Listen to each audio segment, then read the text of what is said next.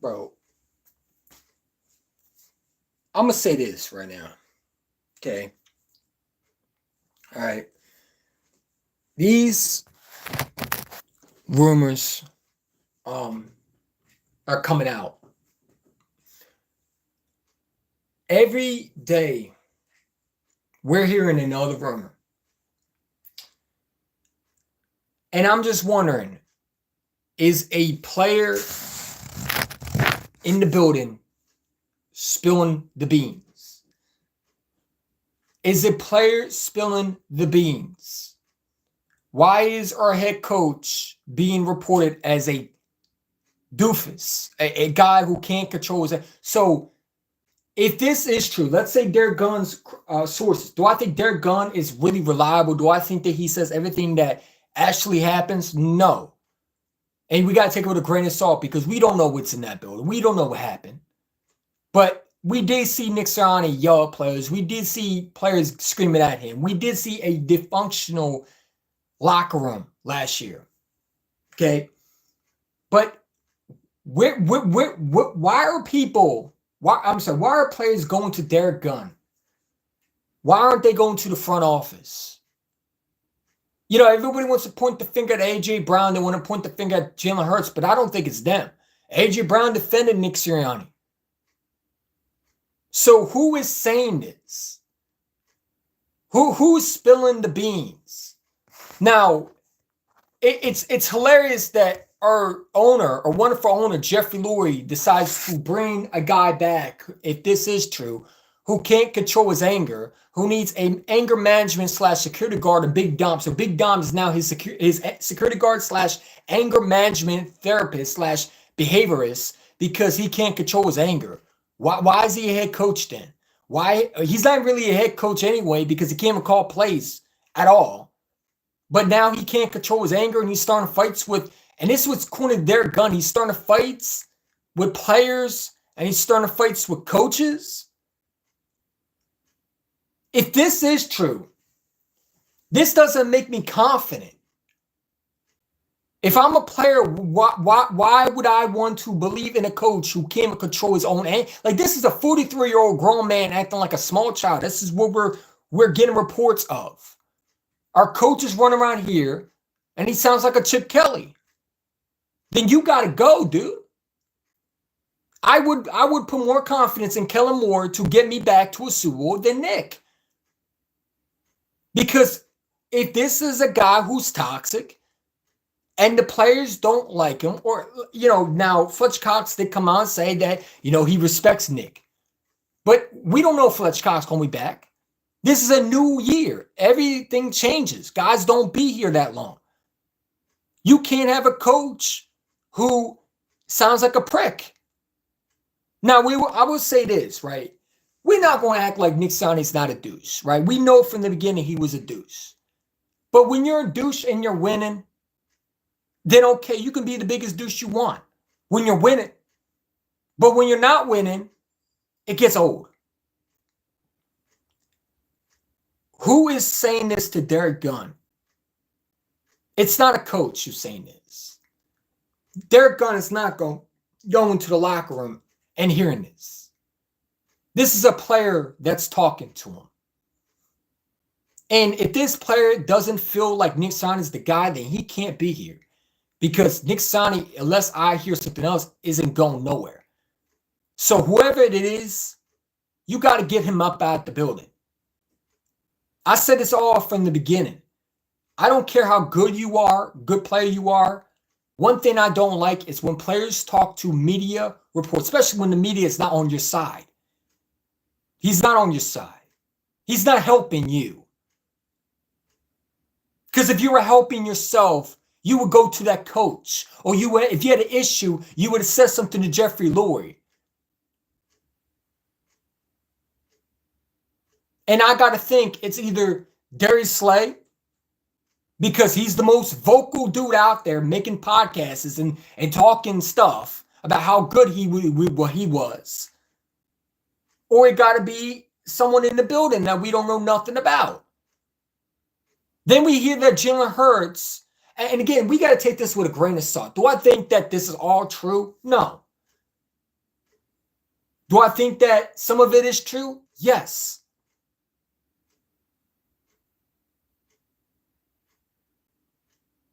We gotta understand that these reports are not coming out from just a Jeff McClain. No, they're not coming out from a Jeff McClain. They're not coming out from a unknown dude. They're coming out from Derek Gunn, a guy that's been associated with the locker room, a guy that's been around these players. He got connections with guys like Brandon Graham, Fletcher Cox, AJ, Devontae, Jalen. He got connections everywhere. So one of these players are doing this. They're doing this behind closed doors. You remember we had the anonymous sources where we heard rumors and we didn't want to believe it? Football is fake. Why do you think that? That's the dumbest thing I ever heard. Send his ass to the timeout chair. Get his ass out of here. Get his ass out of here. We're not doing this today. Football is fake. Then why are you watching me, dickhead? Get your ass off my channel, bro. Get your ass. Time this dude. Get him up out of here. Jason Tyson. Yeah, Tyson your ass off my channel. Every year. Every day. We do this every day. You trolls come on here. You make fake accounts. You talk stupid. And that's why you're off the. Get him up out of here. Moderators, do your job. Get him up out of here. Talk about football's fake, dude. Get the fuck out of here, man. I don't know what shit you have on your head, but it ain't brain cells. How's football fake? You're fake. Get your ass off my channel. Get your ass off my channel. Moderators, you got a wrench, get him up out of here. Jason Tyson, get your ass out of here, bro. Dude, come on here and talk about football's fake. Get your ass off my channel. We're not talking about football. This is not this conspiracy theory channel. This is EC1 channel. We're talking football over here. So if you know it's fake, then why the hell would you comment? Get them up out of here. I'm dead serious.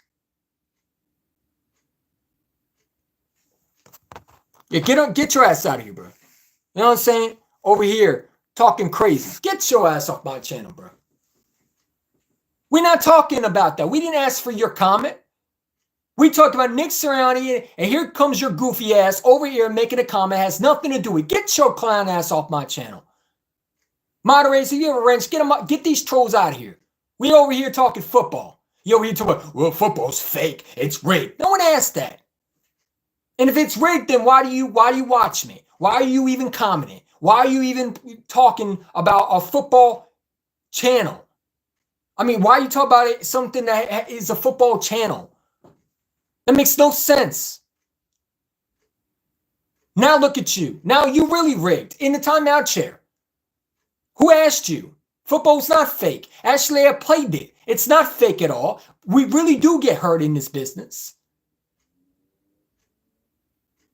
And if you ever played football in your life, it's not fake at all. It's the dumbest thing I've heard. There's the same people who think wrestling's fake. Yeah, they did. The moves are not fake. The acting is fake. The characters are fake. Like there's such things, The Undertaker, but they do the real moves. Guys have died under it. Look up Owen Hart. Owen Hart. Yeah, guys got to stop being stupid over here, man. Like seriously. Now back to what I'm saying. Nick Sirianni, you can't have a coach who don't know how to control his anger. Okay? This is a coach who don't know how to control his anger. And if this is true, he can't be in his building. We have a coach that is a immature dude. We've seen it on the sidelines. But do I think he's that immature where he can't handle himself? I don't know. But why is this coming out? This would be a report that you would put out if Nick Sirianni was fired. Now, I was going to make a video of it. I still think I'm going to put the video out just in case. But, I wanted to come on and do a live stream. Frankly, there's a lot of rumors going around. We got a combine next week. Can't wait to see how these 40 times are going to look. And I hope the Eagles are paying attention to linebacker. Harry Roseman, I hope to God you're paying attention at receiver and cornerback and safety. There's also rumors that we might address cornerback and maybe defensive back. I hope so. It should be about time that we drafted a corner. And I tell you one thing. I don't want to go out for a free agent corner. I know there's rumors that we might get that Kansas City corner. We've rumored that happen. Please don't. Please don't. Let's stay away from Band-Aid corners. The only corner that I would go after would be Patrick Surtain and one of these young corners. But if it's not him, don't bother paying a lot of money. How about you pay a lot of money and dress linebacker? And I hope that we get Vic Fangio. Everybody say he has power. I hope so. Because we're going to know if Vic Fangio is really calling the shots here. We're going to know if it's Howard Roseman. Like if they sign Eddie Jackson, that is a Howard Roseman move. If they go out and sign a guy like, if they go out and sign a Brandon Graham back, that's a Howard Roseman move. Now, I love Brandon Graham, but Vic Fangio is a little bit different when it comes to moves. So we sign a linebacker, that's a Vic Fangio move. That's not a Howie move. So I'm interested to see how we do in free agency. The outcomes are premeditated. It won't matter. What are you talking? Hey, Lewis, get your ass off my channel, man. Dude, you're the same dude from J. Get your ass off my moderators. Get him up out of here. Like we not doing this, bro. We not doing this. I don't know why y'all come on here and make your comments. No one asked you about if it was rigged or not. You're rigged. I don't think you resist. Now you don't. You're in the timeout chair. No one asked you about your comment. We don't care if it's rigged or not. Do you watch it? It's not rigged at all. Do I think it's do I think they get the refs are horrible? Yes. But when you say it's rigged, when you say it's staged, I hate that shit. It's stupid. You sound stupid. Think about what you're saying. You're saying every player isn't really getting hurt. You're saying everything, the games are not real. I played football. It's not rigged. It's a real football. It's really football. It's a sport that you get hurt on. You jock nerds who don't play football should not be talking about is rigged unless you know what the hell you talk about, unless you played it. Guys get hurt. I hate when people say that shit. Every time I hear on IG, it's rigged. Then why the fuck are you commenting? Why are you saying that? It's no different than someone saying the moon is flat when it's wrong. You sound like an idiot. You sound like you don't know what you're talking about. You conspiracy theorists, some of you are allowed to have a conspiracy theorist opinion, but when you come out and you say it on a channel that, and it's not has nothing to do with this topic, then you should keep it to yourself. Do I think football? Do I think they rigged the games? No. Do I think they try to cheat some of these games? We've seen it. But when you say it's fake, when you say that it's not real, you sound stupid. Play the game of football and then come talk to me. Put some pads on and a goddamn helmet and a chin strap and then come talk to me. You fucking idiots. Get these trolls out of here. Listen, moderators, you got to wrench. Get them up out of here. Any troll who comes out and tries to troll, tries to ruin a chat, be disrespectful, make any fake accounts that we've never seen before, get them up out of here. Time they ask for 24 hours. I don't care anymore. I'm tired of these trolls. YouTube don't want to do nothing about it, but they'll quickly to silence you. Listen, I got silenced for all day for going after a troll. They literally make sure you can't comment on YouTube because it goes against their guidelines. And they talk about harassment and bullying. But these trolls get free accounts. They make multiple accounts without any ID, without any background at all. They make a bunch of fake accounts to try to ruin someone's YouTube channel. YouTube does nothing about that, but they'll come and try to silence you when you go after a clown like that. When you say something that they don't like. Make that make sense for me. YouTube is a piece of crap. This is why I will never, ever respect YouTube. Because they don't know how to run a business. They're a bunch of money-hungry jerks. Instead of worrying about timing people out for freedom of speech, time out these trolls. Start making sure these trolls can't make multiple accounts. Because right now I can make 16 different fake accounts. And you can't tell me if it's me. Which is sad. And I don't even do that. But the fact that I know that is I know that they're doing that. It's the same dude every day. Y'all had no life. Go get a job. I just applied for a job yesterday. I have an interview coming. Y'all trolls need to stop it, bro. Y'all really do. It's sad. You're 40 years old, probably on a laptop. Type in your little keyboard. Do something with your life. Because trolling ain't a job. You're not getting paid under it. You're just going to get timed every time you do that. Why you do that to yourself? You burn so much negative energy talking about, hey, Anthony Hughes, get your ass off my channel. Who asked you? Another troll. This dude again. You know what I'm saying? Dude, get your ass off my channel. Time this dude out. Get him up out of here. I'm only addressing it because y'all do this. You have no life. And the perfect one is this one. Who asked you? You're the one I'm talking about. Are you in your feelings? Did I make you cry? Are you going to cry to your mommy? Now go sit in a timeout chair. Who even asked you to come on this channel? You clicked on this live stream and put your 2 cents in because I'm talking about you and you didn't like that because I must be talking about you. You're the ones I'd be talking about.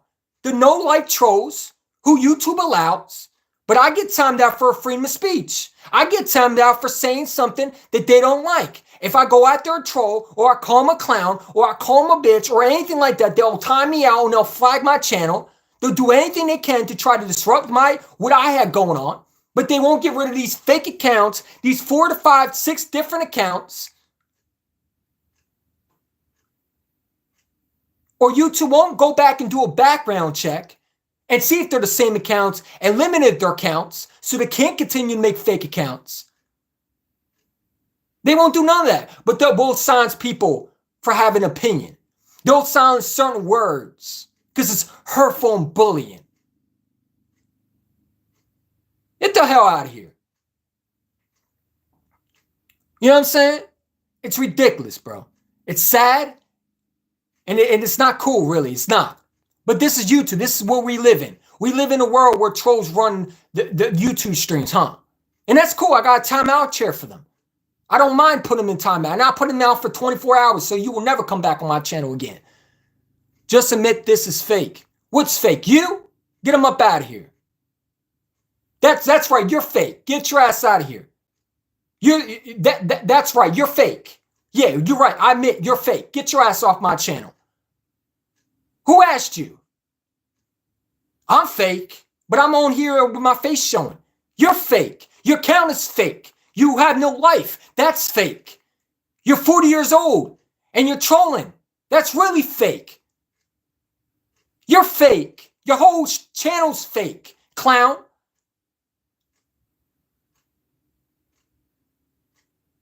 Who asked, like, seriously, we talked about Nick Sirianni and these rumors. Then you got people talking about the NFL's rigged. Where the fuck does that come from? Who even said anything about the NFL's rigged? We talked about Nick Sirianni and his emotional, childish behaviors from Derek Gunn. And you brought your trolling ass to my channel, and you're just mad because I timed one of your accounts out. So you're going to make another one.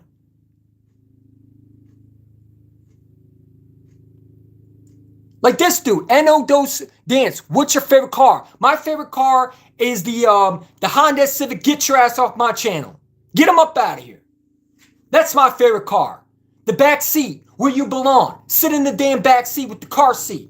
Where the car seat for the little kids, the booster seat, yeah, that's where you belong. Get his ass out of here. How about we send your ass to the booster seat? Booster seat for the little child in the goddamn back seat. The little car seat where you belong. Because you can't act your age. You can't sit in the front seat with the big boys. No, we gotta strap you down and make sure you don't bang your head. I'm tired of these trolls. Get them up out of here. I'm not going to give him no freedom of speech. Ain't no freedom of speech anymore. You abuse those powers when you come in control.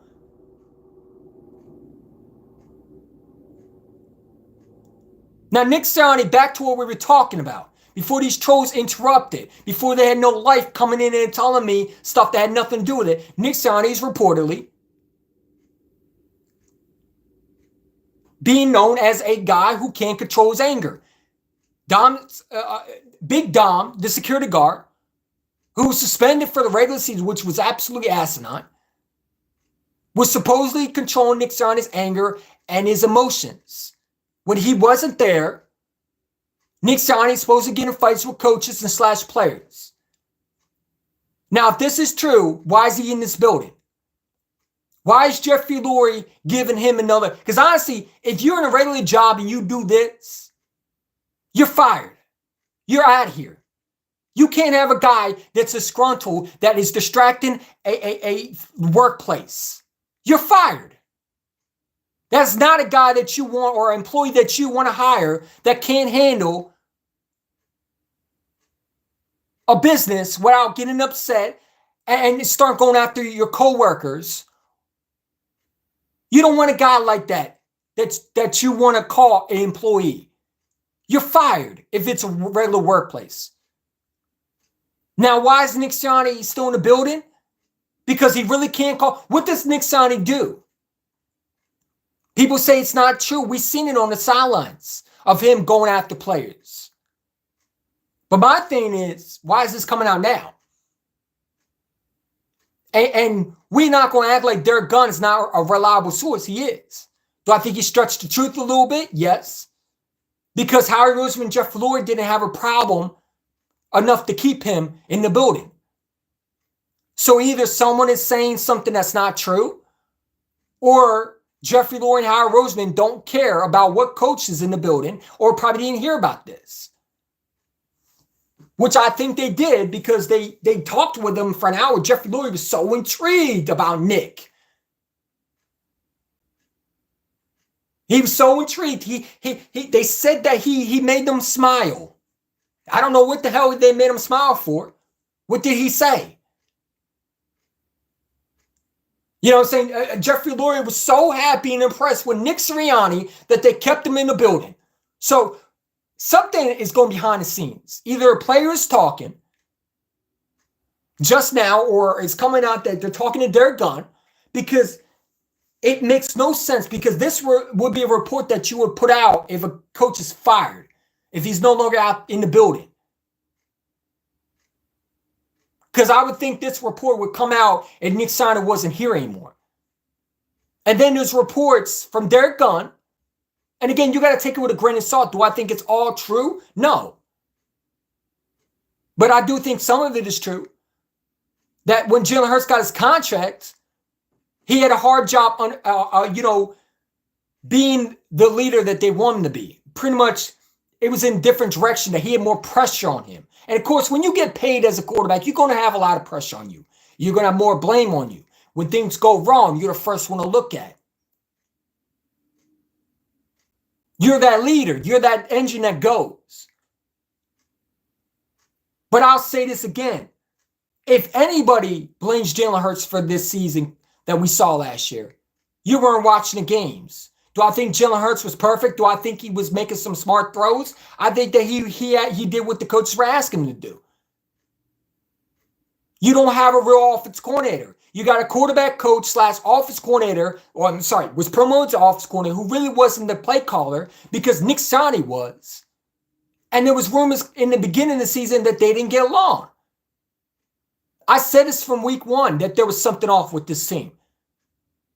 That when they were playing the Patriots, when you didn't want to, and that's another thing, is when you didn't want to you wanted to call the joint practices, real games / preseason games.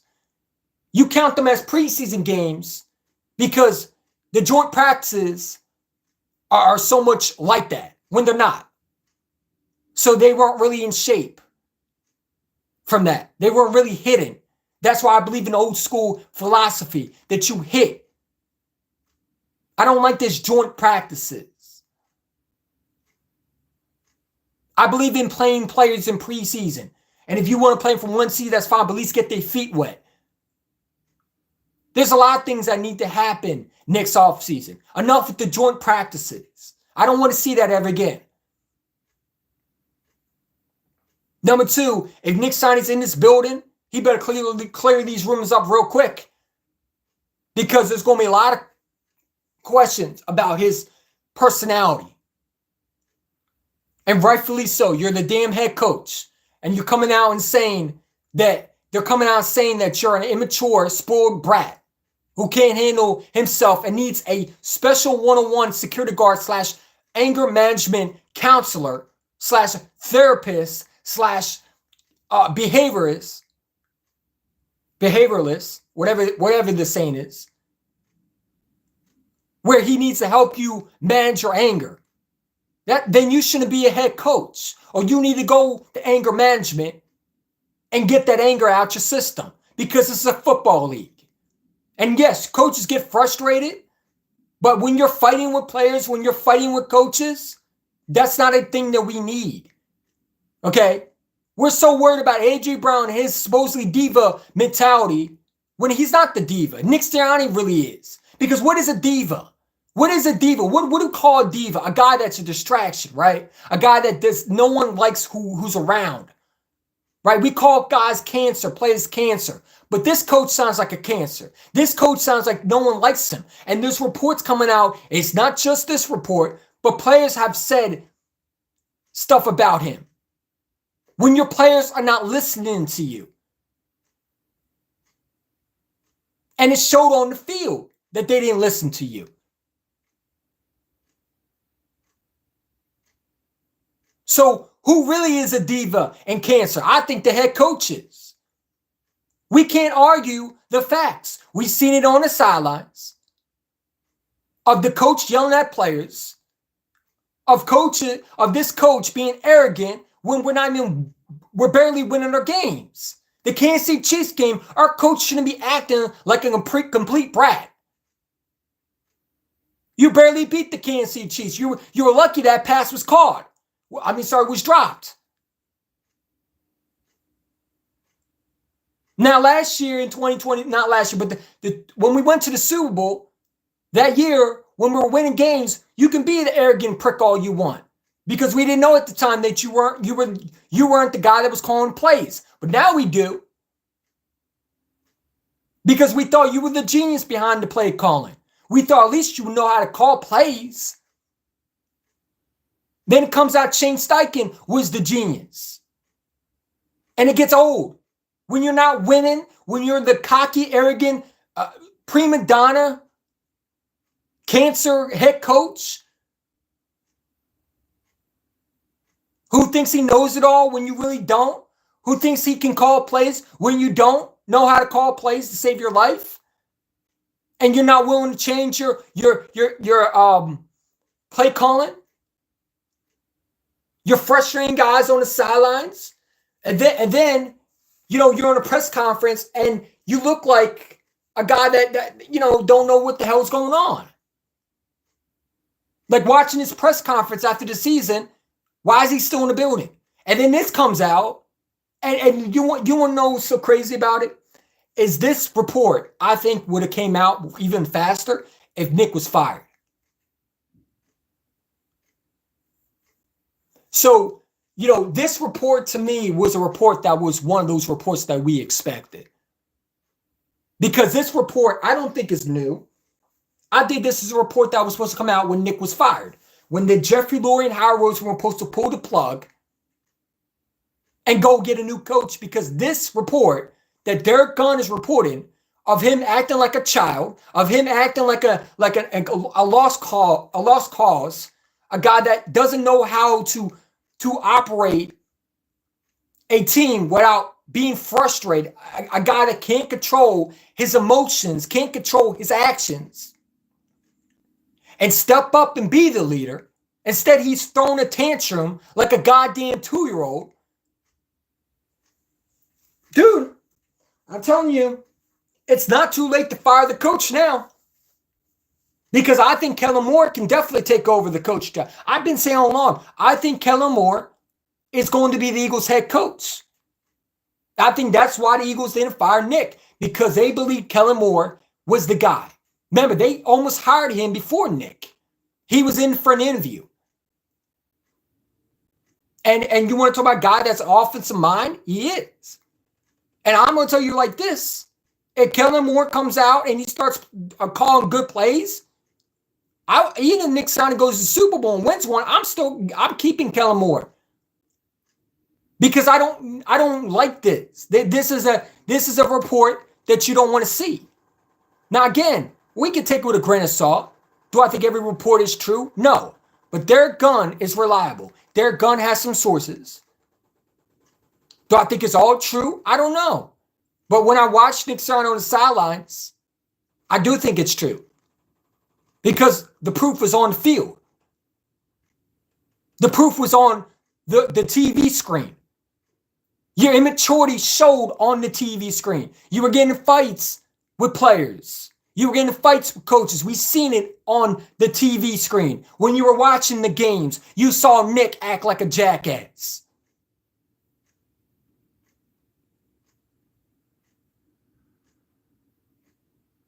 We didn't fire him because 3 playoff appearances. Listen, man, I don't give a shit about 3 playoff appearances.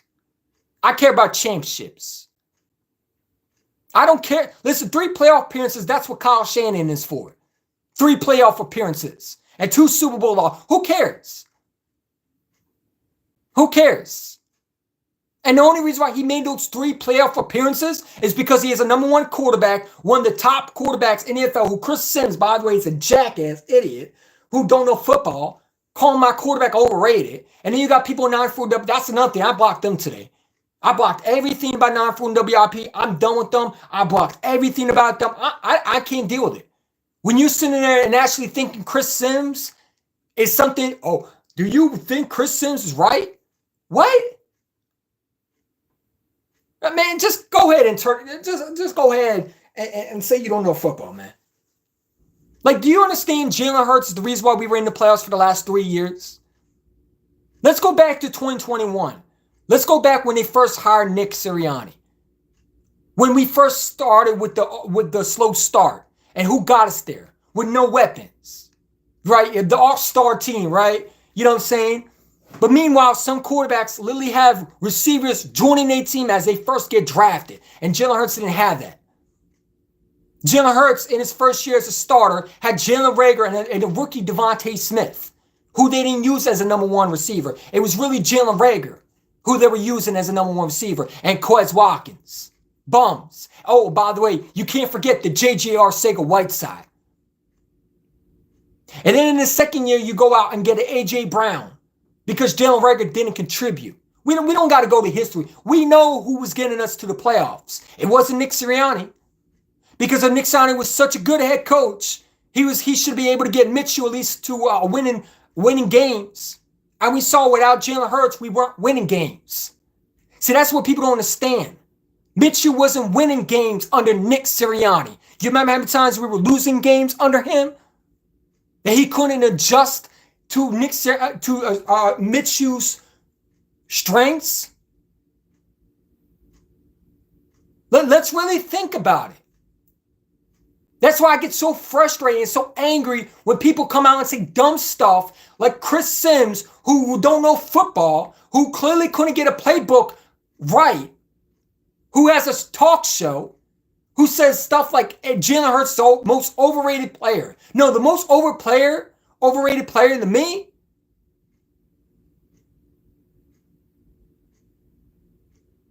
is really Brock Purdy. And I'm going to say why. Because look at the weapons he has. Look at the weapons he has. Look at the offense line he has. And this man couldn't come through. That's a real overrated player over there. The guy they overhype. You got 49 fans talking about Brock Purdy's the greatest quarterback ever. Man, come on. Stop it. Meanwhile, they would love to have Jalen Hurts. There's, like, come on. The overrated player to me is Dak Prescott, a 2-5 quarterback who can't get it done. Let's really talk about it. That we hire guys who don't know football. We hire guys like Chris Sims, who should not be on television. He lives off his daddy's success. You weren't a Super Bowl champion. Your stats are equivalent to high school football. A high school football quarterback. Matter of fact, your stats are equivalent to a guy who can't play football. That's why you were a clipboard holder. And you come around here talking about Jalen Hurts. You respect Jalen Hurts. You can't respect someone that you call somewhat overrated. That's what it don't make sense about that quote. Then he says anybody can play on his system. The same guy who said Minshew can play under Jalen Hurts' system. When they found out that was wrong.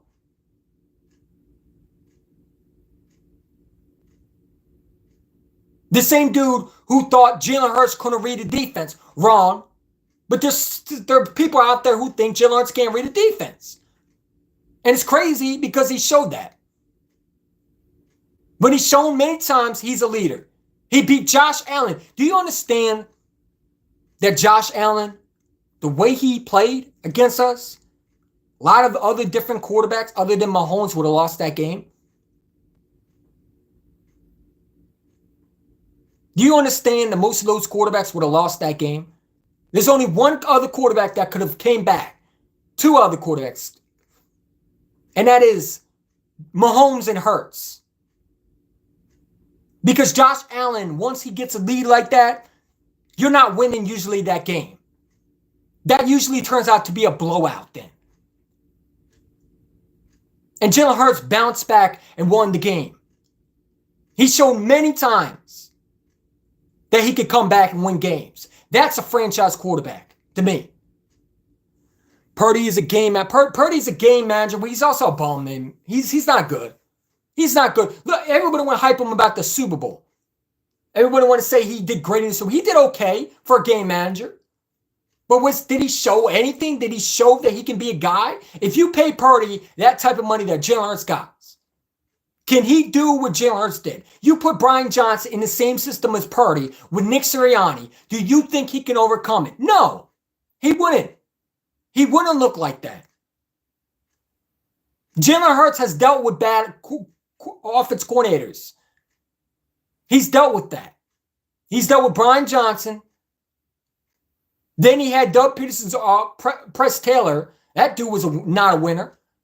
And then he had, again, you know what I'm saying? Now he has a different officer. He's dealt with different office coordinators and different coaches. And yet he's found a way each and every year to make some ways a good season. In his rookie year as a full season under his belt, he went to the playoffs with this Eagles team. A young Eagles team, by the way. And that's what shows me that Nick Sirianni ain't a head coach. Because if you can't win without your franchise guy, you should not be talked about as a coach. A coach is supposed to really you want to know what a coach is. A coach is supposed to help the players. But we're not seeing that. We're seeing the players help the coaches. He's just a cheerleader. He's just a guy that's just hired and promoted as the title, but not really the coach who's really calling the plays. Well, he thinks he calls plays, but he can't. He talks all this big game, but can't get it done. Look at the Super Bowl. We going for it. I mean, we kicked the field goal in the Super Bowl when you needed the touchdown. Look at last season. The stuff that he was calling. It's why we didn't win that Super Bowl. We want to blame Jonathan Gannon, but Nick Sirianni's play calling was horrendous. It wasn't good. He played scared. And that's the thing Doug Peterson didn't do. He didn't play scared. That's why we won it. We played aggressive. You can't win championships playing scared. And last year he played scared. He called a scared game. He didn't know how to use players right. That's why you hire guys like Kellen Moore. Because let's be real, Kellen Moore ain't here just to be the offense coordinator. No. I think if Kellen Moore has a good year, we go to the Super Bowl, let's say we win it, he will be promoted as a head coach. Someone will take a chance on him. Nick is too worried about being a rock, paper, scissors, shoot. Yeah, you remember he did that in draft? It's childish, bro. Now, at the time when you're winning, it's all fun and games. We back our coach when we're winning. But at the same time, when you're not winning, you should just shut your mouth. You should shut your mouth until you start winning. And the guy was barely winning games. And I said this off season. What did I say to these YouTubers, these big YouTubers? What did I say to them? I said, when they were telling me I was wrong, I said, we're not winning games like this. Oh, you're overreacting. I told you we weren't. I told you we weren't. I saw the week 1. I said we didn't play our best. Week 2, we didn't play our best. We even played our best since probably the best game we played was the Buccaneers game. The first time we played the Buccaneers in a regular season game. Maybe even the Miami Dolphins game. That might be the best performance. Maybe the Bill. I mean, come on. We didn't dominate like we did. And when people tell me that this was the same coach staff from last year, that we had the exact same plays from last year, I get mad.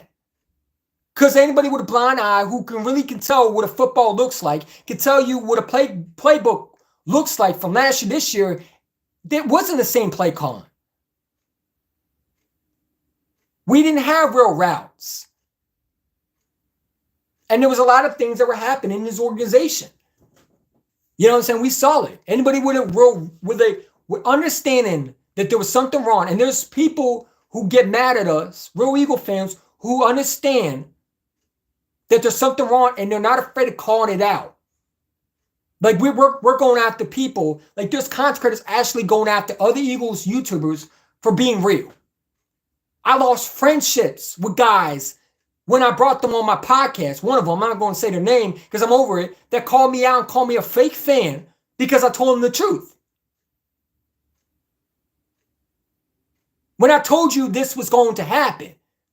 No, you're just a negative Eagle fan. You're a fake Eagle fan. You weren't with this team. You know what I'm saying? That's nasty work. No, nasty work is you lying to yourself. We weren't winning the playoffs no matter what. And I watch the team every day. Every day I watch this team when they were playing Sunday, Monday, Tuesday, whenever they were playing. And I hope for the best for them. But Nick Sirianni isn't a good coach. I think the only way we win a Super Bowl is when he's out of being a coach and he's not calling plays and he's just a guy that's on the sidelines. And if I was a cameraman, I wouldn't even pay attention to him. I would treat him like he wouldn't exist and just make sure the camera's not on him. Because he only shows off when the cameras are on him. You notice that? Him going like this, like, come on, man. And listen, in 2022, we enjoyed that, right? We enjoyed that. But we enjoyed it mostly because we thought he was actually calling the plays. We thought we had a coach who could call plays, right? That's why they hired Nick Sirianni originally to help Carson Wentz, supposedly, because he could call plays, right? Doug Peterson couldn't call plays, and we thought Nick could do that. We thought we were getting a McVay-type coach. That's what I thought. That's what they were telling us, that we had a McVay-type coach, that he was calling the plays, and Frank Wright lied to us. He lied to this organization because he told them that he could call plays when he couldn't. And he wasn't the genius behind the play calling when the Colts were around. But it is what it is. We still have him in the building, which is crazy because he's nothing. He's not a good coach. But there's nothing you can do about it. But these rumors coming out that he's immature, it's crazy, bro. That's not what he said. I don't know what you're talking about. I don't know what you're talking about. Derek Gunn said that Nick Sirianni was immature and he was getting in fights with players and coaches. What do you mean that's not what he said? Still, we saw on the sidelines of him doing this on the sideline. We're not going to act like he wasn't yelling at players. We're not going to act like he wasn't yelling at players, like he wasn't getting mad at players. He was getting in the shadow matches with guys like Hassan Reddick. When Hassan Reddick was trying to talk to his assistant, or linebacker coach, he was over there yelling at Hassan Reddick to get back on the sidelines. Get back on the field. We've seen him do this. We know Nick Sirianni is a hot temper, so we're not going to act like this report ain't true. Do I think some of it is stretched? Yes. Do I think all of it is true? No. But I do think Nick Sirianni is a guy that needs to control his anger a little bit.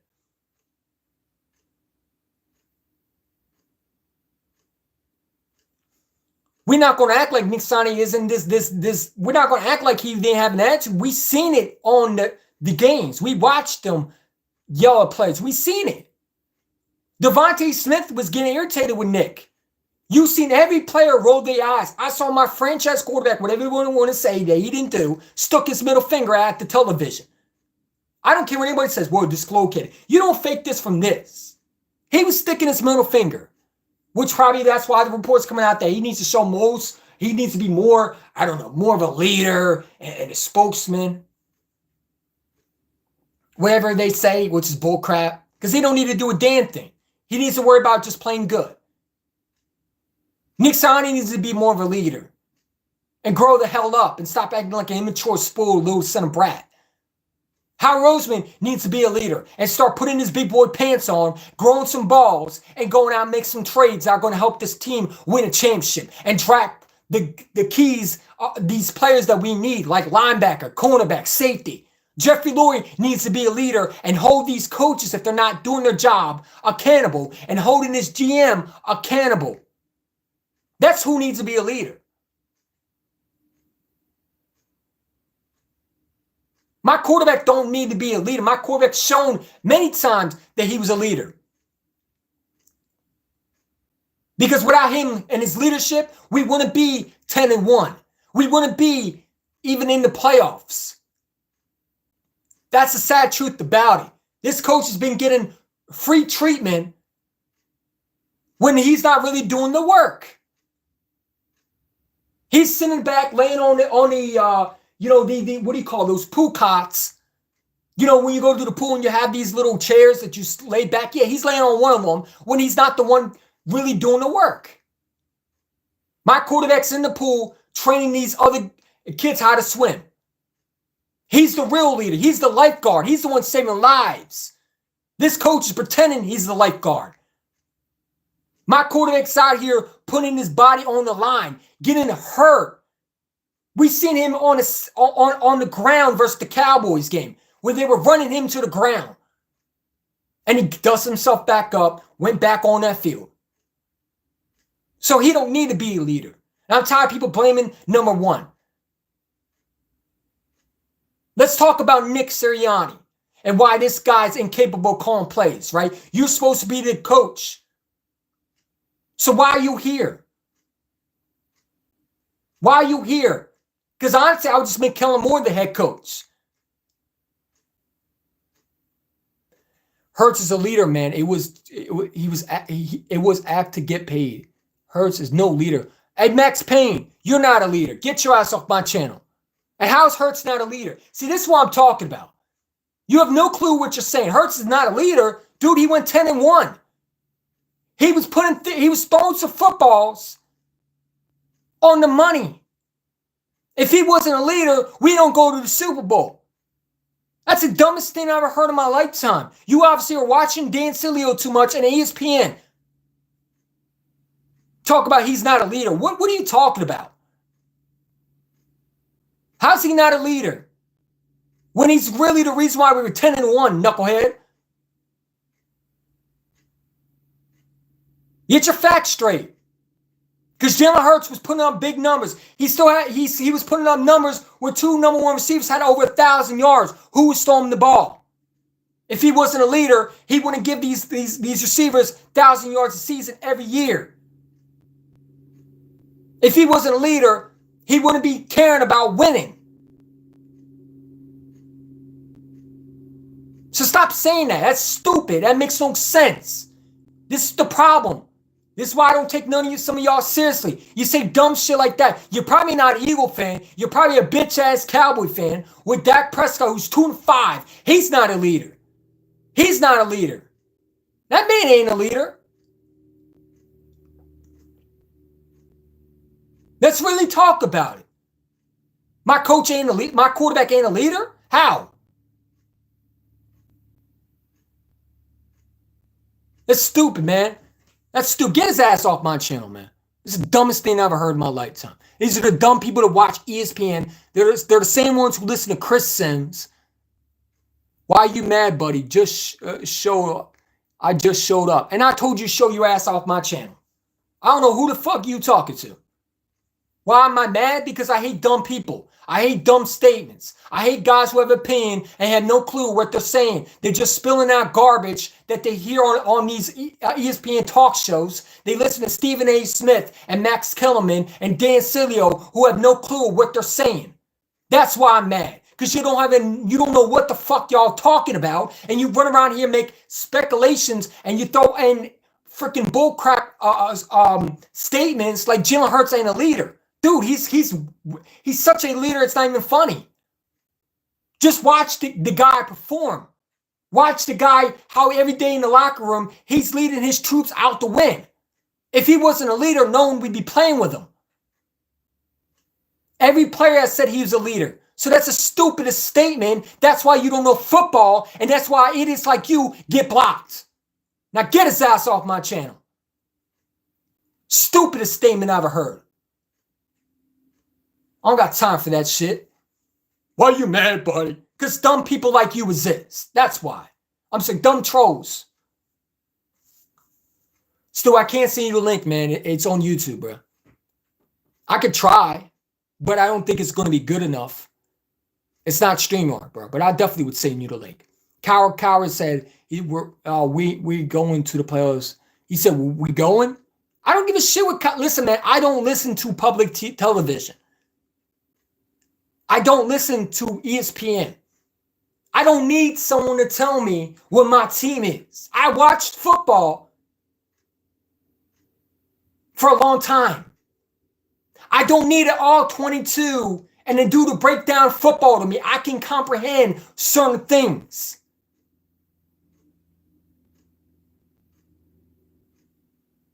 That's the thing people don't understand. I watched Jalen Hurts. I know he can throw the ball. I know he's able to run an offense. I know he's a leader. I watched the man. I don't need highlights to show me.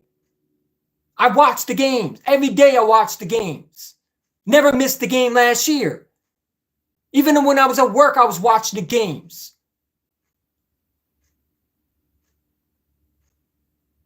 I don't need someone to tell me what my team... Listen, if our team does the right things, we're definitely a playoff team. We were a playoff team last year. We should be in the Super Bowl, honestly. But it was a dumb coach and a coaching staff that cost us that chance. 49ers on top. The 49ers are bums. Your 49ers are done. You're in cap hell next year. You're not even going to have the money. You're going to have to trade players out here. Get his ass off my channel. Fuck the 49ers. Your quarterback's a game managing bum. He's another version of a Jimmy Garoppolo / Kirk Cousins. Matter of fact, he might be a little bit better, but that's it. He's not special. I don't know why you keep on saying 49ers at the top. No one talking about the 49ers. Eagles in your head. Eagles in your head. That's why they were in Deebo Samuel's head before the Super Bowl. He worried about a rivalry. You're not even a rival to us, bro. You got 49er fans, 49ers trolls, dumb idiots talking about Eagle fans are so soft. But they crying about when we go after them. But where they were last year, they were talking a lot of shit about us. They can't handle when we go after them. And they get so triggered because we go after them when they did to us. They started this shit. They were laughing and giggling. Their players were laughing and giggling. Now it's not funny games when y'all turn to lose, huh? It's not funny games when the rabbit got the gun, is it?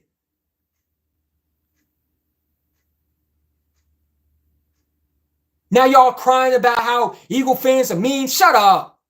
You're the most pussy-fired fan base I've ever seen. You're worse than Cowboy fans. They're bragging about regular season win. They're so upset and so butthurt.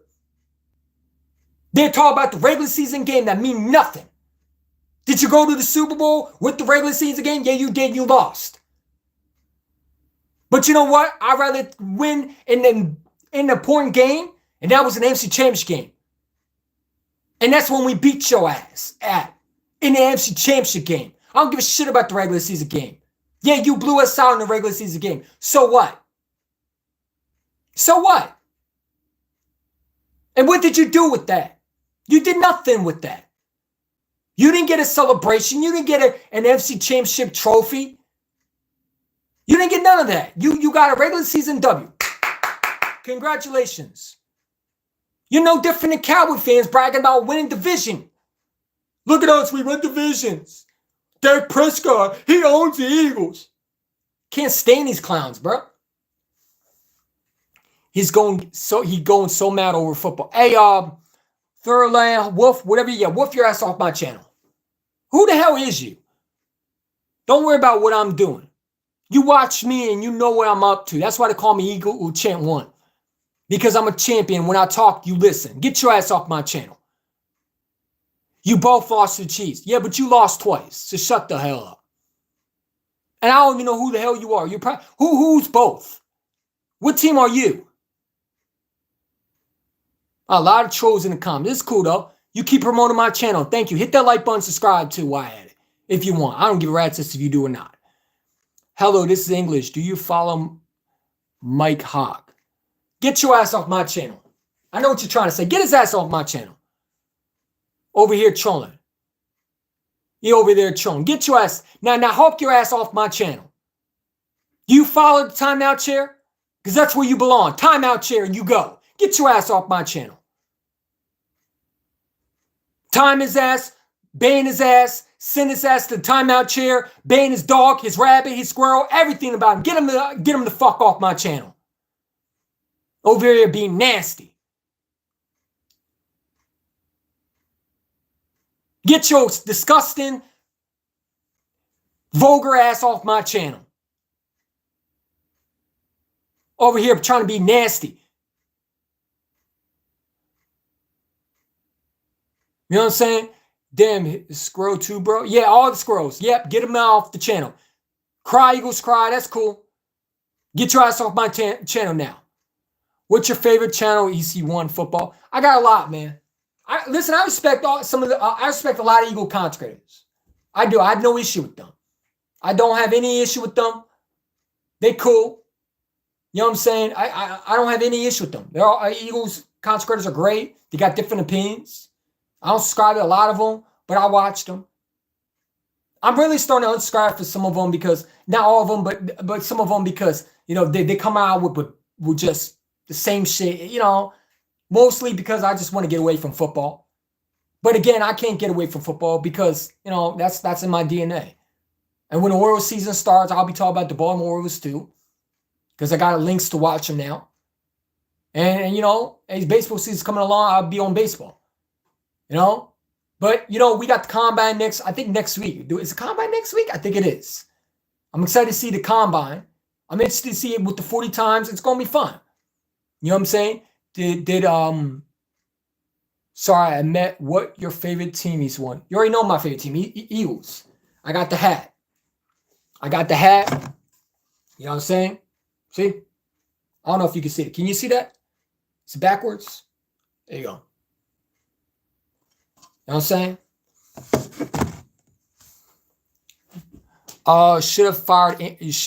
Should have never fired. Andy Reid had to go, bro. I'm tired. Get his ass off my channel. Andy Reid, first of all, Andy Reid wasn't winning. It's nothing to do with Andy Reid. See, that's what dumb idiots come on here. Andy Reid had his chance.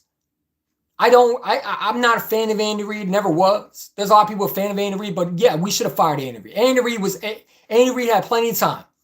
He wasn't winning with the Philadelphia Eagles. I don't know why people think that. He had to go somewhere where he had one of the best quarterbacks in the NFL and he had to go somewhere else. I don't know why y'all keep saying it. Get his ass on my channel. That's the dumbest thing I've ever heard. So we should have fired Andy Reid. Well, then we wouldn't have a Super Bowl. Then we wouldn't have hired Doug Peterson. Dumb stuff like that don't make sense. Listen, Andy Reid, a lot of people like him. I don't. But listen, he had to go to Kansas City Chiefs to win a ring, didn't he? So stop saying stupid shit. I'm tired of hearing that. You know what I'm saying? Andy had a personal problems with, he was terrible with clock management. He was. He was definitely horrible with clock management. You know what I'm saying? They should have put Kelsey on the sidelines for bumping. I mean, it is what it is. At the end of the day, man, like, listen, bro. We got to worry about our head coach. We got Nick Sirianni still in the building. You know what I'm saying? I'm interested to see how this team is going to play out, because if Nick Sirianni, let's say these reports coming out, and, you know, the report is that Nick Sirianni, when the Big Dom was on the sidelines, he was helping him control his anger.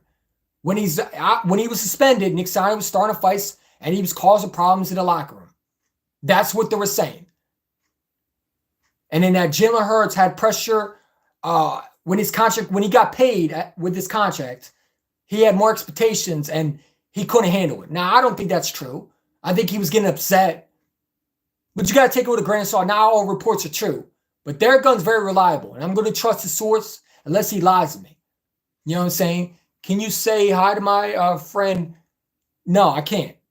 No, I can't. I'm not saying hi to nobody. But you can say hi to the timeout check. Get his ass on my channel. I never heard a name like that. See, you chose come on here and you say dumb stuff like that.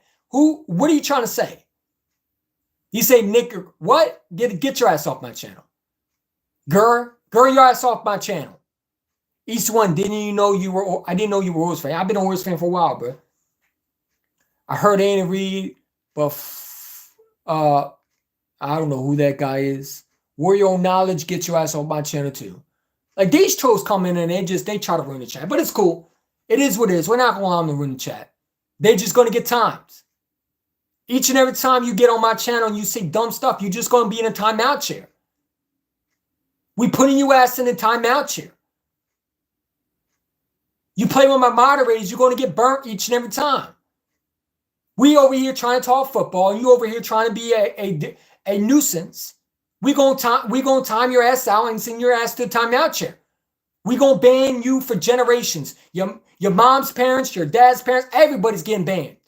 Your kids' parents, your kids down the road, you getting banned. You get one free membership to ban your ass off my channel for good. This membership comes with the timeout chair. Timeout chair, buy one, get one free. Another timeout chair.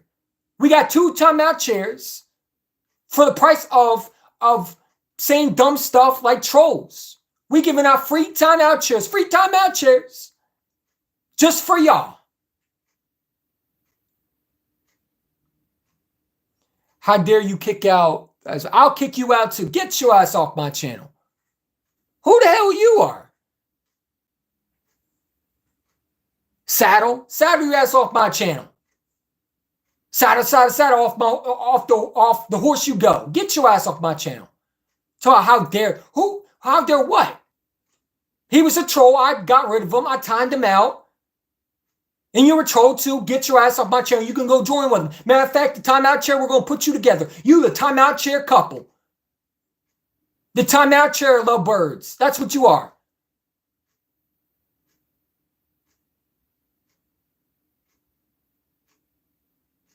Look at the first message, low. Asia, yeah, hopefully we get some more pitch in Atlanta. Where is it at? There's a lot of it. Players quit on Nick Sirianni. Yeah, they definitely did. Just send it again if I missed it. Sorry, Twiz. I've been dealing with trolls. I ain't gonna lie to you. I just saw a laughing emoji. Yeah, he's laughing because it's funny, because you trolls are getting banned, and he's timing you ass out.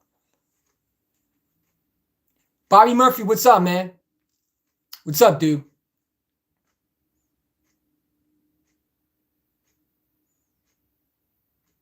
You know what I'm saying? Again, man, like, to me, Nick Sirianni, I would have never brought him back. I don't think he's a guy that you want in the building. You know what I'm saying? Because I don't think that he can be able to win a Super Bowl. And we're going to see what it's all about. You know, we got sources from Derek Gunn, like I said, that, you know, he needs someone to control his anger. Well, you need to go anger therapy if that's the case. I don't trust him as a head coach. I don't think he's a head coach that we need in the building. I would make Kellen Moore the head coach and just fire his ass right now. There's no point of waiting for him to show up. If he is becoming a distraction and a guy that's immature, you got to get him up out of here, man. You know what I'm saying? You got to get him up out of here. My favorite team is the Eagles. You see their logo. Sorry, I just got here. I didn't. No, it's cool, bro. It's cool. It's cool. Just a lot of people know the teams. It's the Eagles. See? Hold up. You know what I'm saying? Shout out to my guy Cowboy Face for sending me this. Appreciate you for sending me the hat. It was a Christmas gift. Appreciate that. Dak is better than it hurts. Dak is 2-5 in the playoffs. How is that possible? How is that possible? Your quarterback about to get another contract extension when he don't even deserve it. Dak is 2-5 in the playoffs. Dak has never seen a divisional round game yet.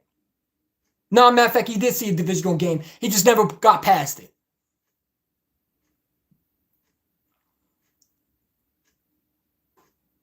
I'm just being real with you. Dak is 2-5 in the playoffs and still can't get past the divisional round. And he's 30 years old. Dak is back to get a bag. That's cool. He can get a bag and he still could be a bum. You can get the bag all you want. Kirk Cousins got the bag. He's a choke artist in the playoffs. Who cares if he got the bag?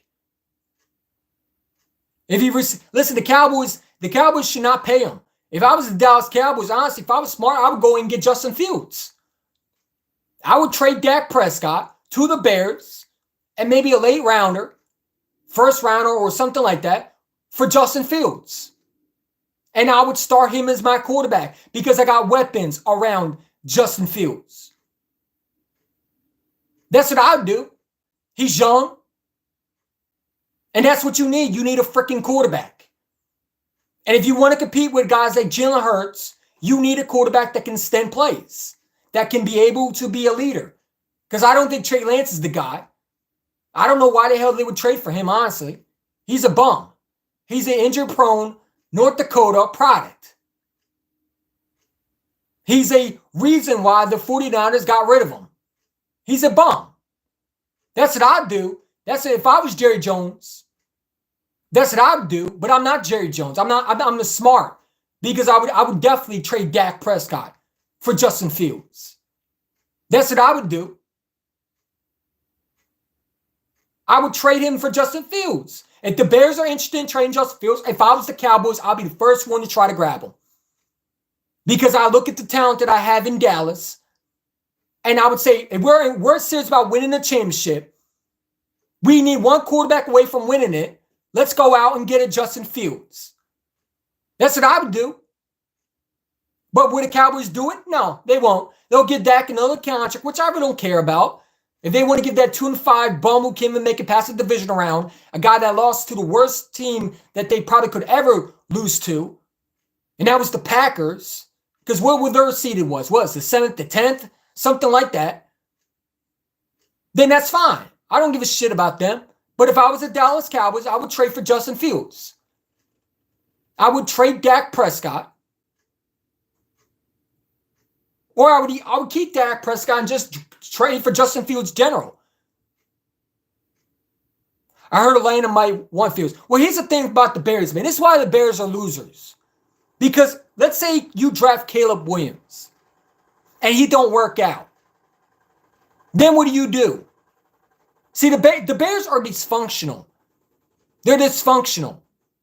You know what I'm saying? I understand you got to pay him. But, dude, I think Justin Fields is talented. If I'm the Bears, I would not trade Justin Fields. I would keep him in draft day. I would think people would that I would draft a quarterback. And then I would turn around on draft day if I'm the Bears and I would draft Marvin Harrison Jr. That's what I would do. I would let the media keep on thinking that Justin Fields could be traded in the draft day. I would tell Justin Fields, hey, don't say anything, but we're going to keep you.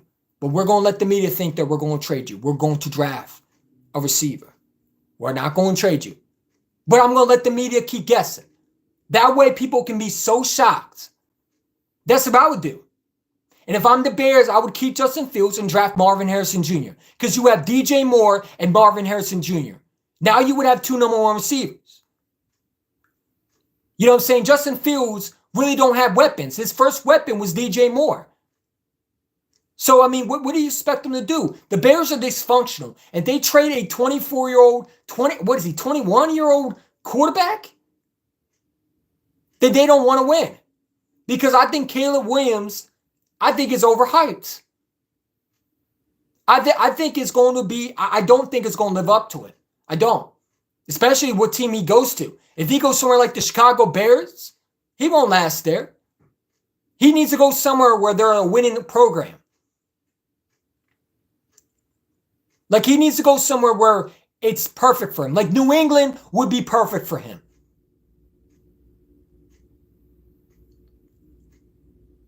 But the Bears, I don't think would be a good situation for him. Would you want Harrison Jr.? Get your ass off my channel, man. I'm not going to go. Get his ass off my channel. Be nasty over here. Get his ass off my channel. Get his ass off my channel. You want another? Like, what weirdo says that shit? Get your ass off my channel.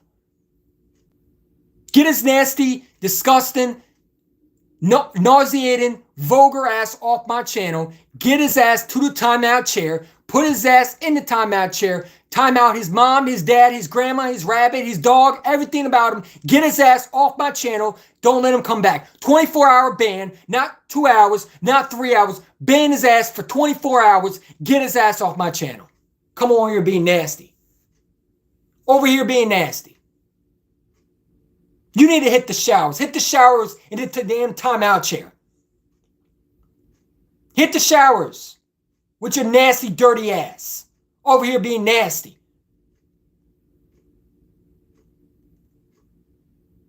Get his ass off my channel. Wash your mouth with soap too. Now listen, I would curse, but honestly, that what you say, come on, man. You gotta be fruity to say that. He's probably a fruity troll, man. Washington fans think that they're getting Caleb Williams. Washington is a bum franchise. Who gives a shit they get Caleb Williams? They need offensive line. Who cares if they get Caleb Williams? Who cares? Just like I love how Giant fans think that quarterback matters when their offensive line is still garbage. Like, let them think that. I don't care if we get Caleb as long as we get a quarterback. I don't care if they traded picks for Caleb. Listen, Caleb Williams is good, but you need an offensive line. Sam Howell was the most quarterback hit in the NFL. He was getting hit left and right. So, I mean, to me, drafting a quarterback would be my least of my worries. If I was Washington, I would draft offensive lineman.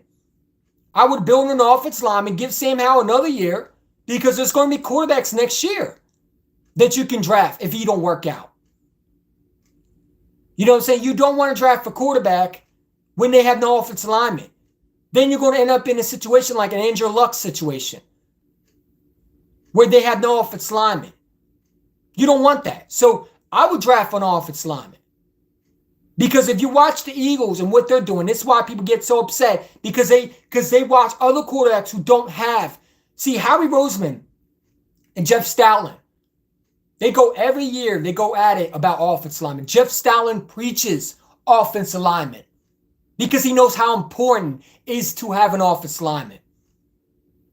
It's nice to get weapons. It's nice to get these shiny receiver toys for your quarterback. But when you don't have a stable offensive lineman and your offensive lineman is doo-doo and it sucks and your quarterback's getting hit left and right, what do you get? 103 or 15 times he got hit last year?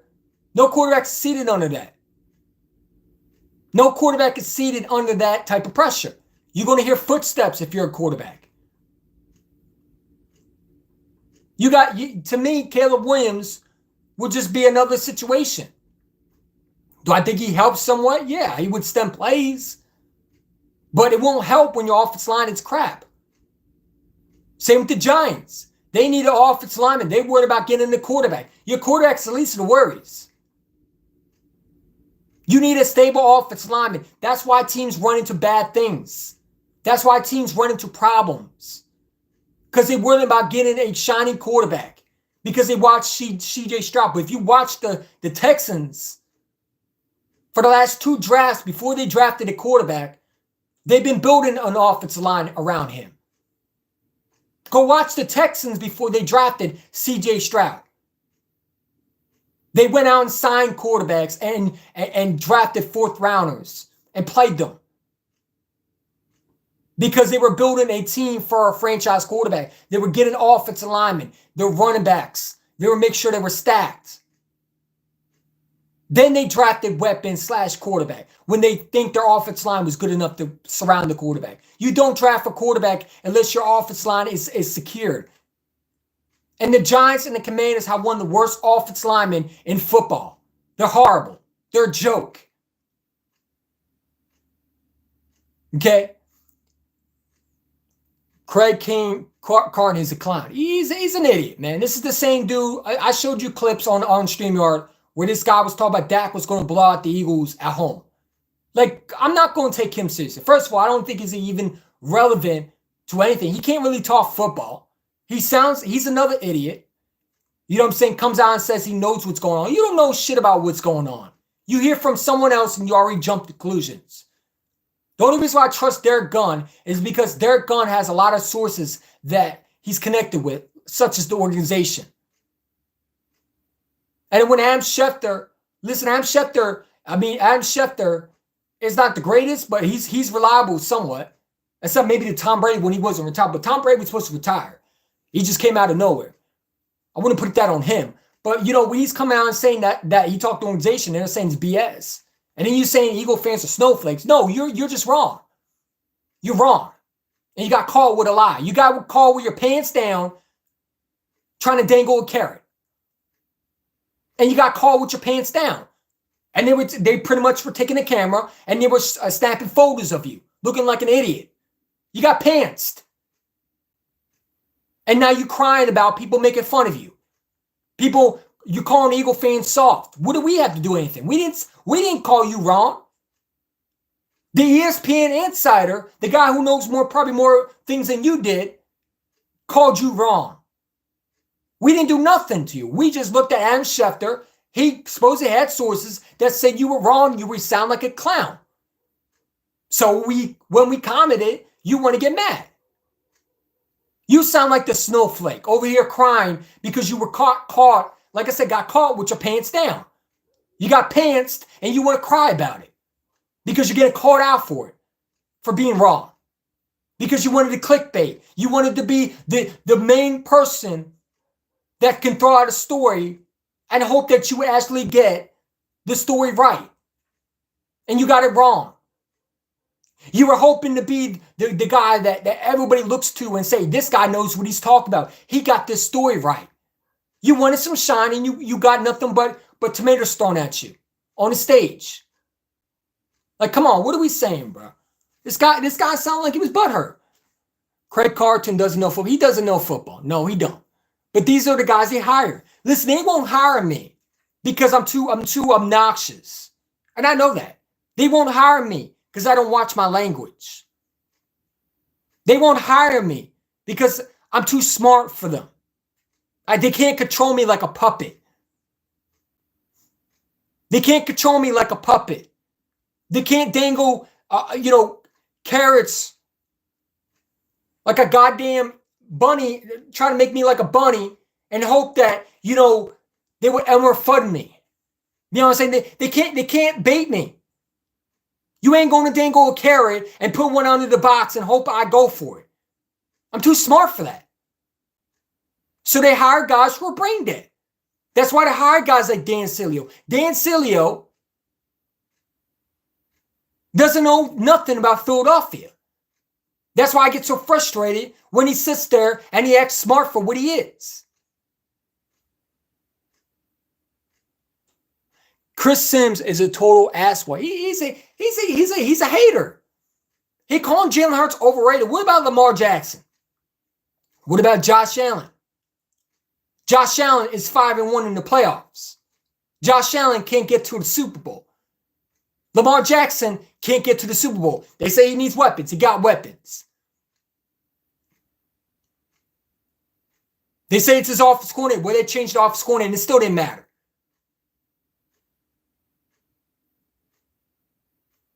They say he needed to be paid. He got paid. But how's he better than Hurts? These guys that promote, that make the top quarterback list, keep on putting Lamar and Allen above Jalen. And I find it very disrespectful. They're putting guys like C.J. Stroud. So wait a minute. When Jalen Hurts was accomplishing and went to the Super Bowl last year, they were telling us that he had to do it again. But you're putting guys like C.J. Stroud, who didn't even do that, and then kissing his ass. Now, I like C.J. Stroud. I think he's a good quarterback. But to sit there and make him like he's the greatest thing, like listen, I like C.J. Stroud, and I think that he will be good. But to promote him like the way they did, that they didn't do to Jalen Hurts, it shows me that they hate this kid so much, they want him to fail so much. They want him to fail so much. Chris Sims will love nothing better than watch Jalen Hurts fall flat on his head face because he was wrong about it. Look how many times he said, let's go. He was promoting the quarterback to get hurt. He was saying, let's go. If I'm the teams, go after the quarterback, take a shot at him, knock his head off. Like, who says that shit?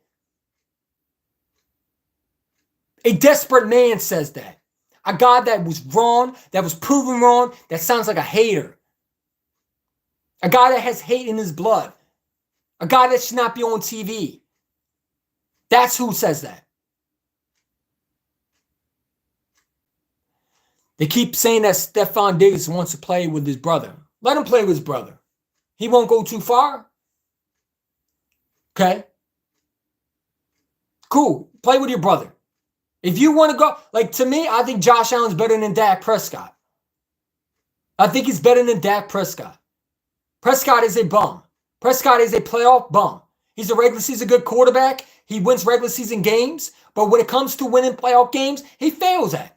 That's why he's 2-5 in the playoffs.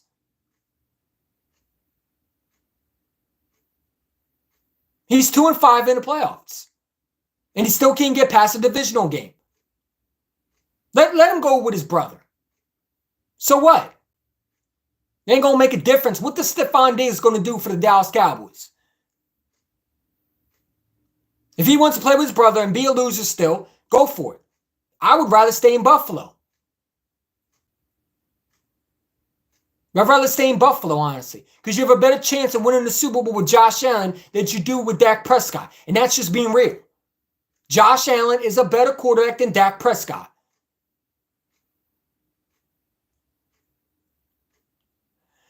Two or five, but Dak ain't the problem. Dak is definitely the problem. Are you talking about in sarcasm or are you really serious? Because he is the problem. Think about how many coaches they fired because of Dak. Dak is definitely the problem. They thought it was Kellen Moore. They thought it was Jason Garrett. Dak is the problem. They thought it was Des Bryant. They thought it was Zeke Elliott.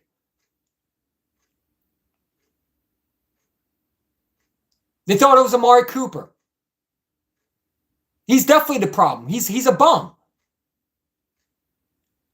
He's an overrated bum in the playoffs. And the Dallas Cowboys are going to be stupid to sign him again. Listen, if I was the Dallas Cowboys, I would honestly trade him for Justin Fields. If Jerry Jones is really talking about winning championships, which he says every year, Jerry Jones is going senile. That man is starting to have Alzheimer's. Once you're 80, 85 years old and you can't comprehend things that's going on, you should not be a damn owner. He's what, 85, 77 years old? And he's starting to form Alzheimer's. He's starting to think that things that are happening are not real. That's why he thinks that the Cowboys are one away from a Super Bowl. Look at him trying to hire Jimmy Johnson back. You're trying to go back to the past, buddy. Now, I like Jimmy Johnson's the head coach, but I don't think it's going to help them. I don't think it's going to help them. I think the problem starts with the quarterback. The quarterback has to go. He has to go. How much did you pay him already? They talk about Dak needs an extension. Dak is this. They talk about all these stats. You got guys like Coach Cowboy on Twitter, all these Cowboy contractors talk about Dak is the greatest quarterback they've ever seen, yet this guy can't get past a divisional round. And the funny thing is he had home field advantage with the second place seed and lost. You lost to a quarterback that had no expectations of getting past a wild card, and they blew you out. And Dak was overthrown, guys. He threw a pick 6 in the playoffs. And they want to talk about my quarterback? Bro, my quarterback's been to a Super Bowl. Where's your quarterback been to? But when you say that, here comes them talking about 5 rings that the young generation never seen in their lifetime. Same with 49er fans. Young generation never seen their 5 Super Bowls. I'm saying whatever Super Bowl trophies they had. They never been part of the Montana era or the Steve Young era. But yet they're claiming 5 Super Bowls.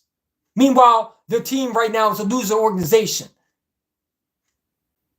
They get to a Super Bowl and they choke.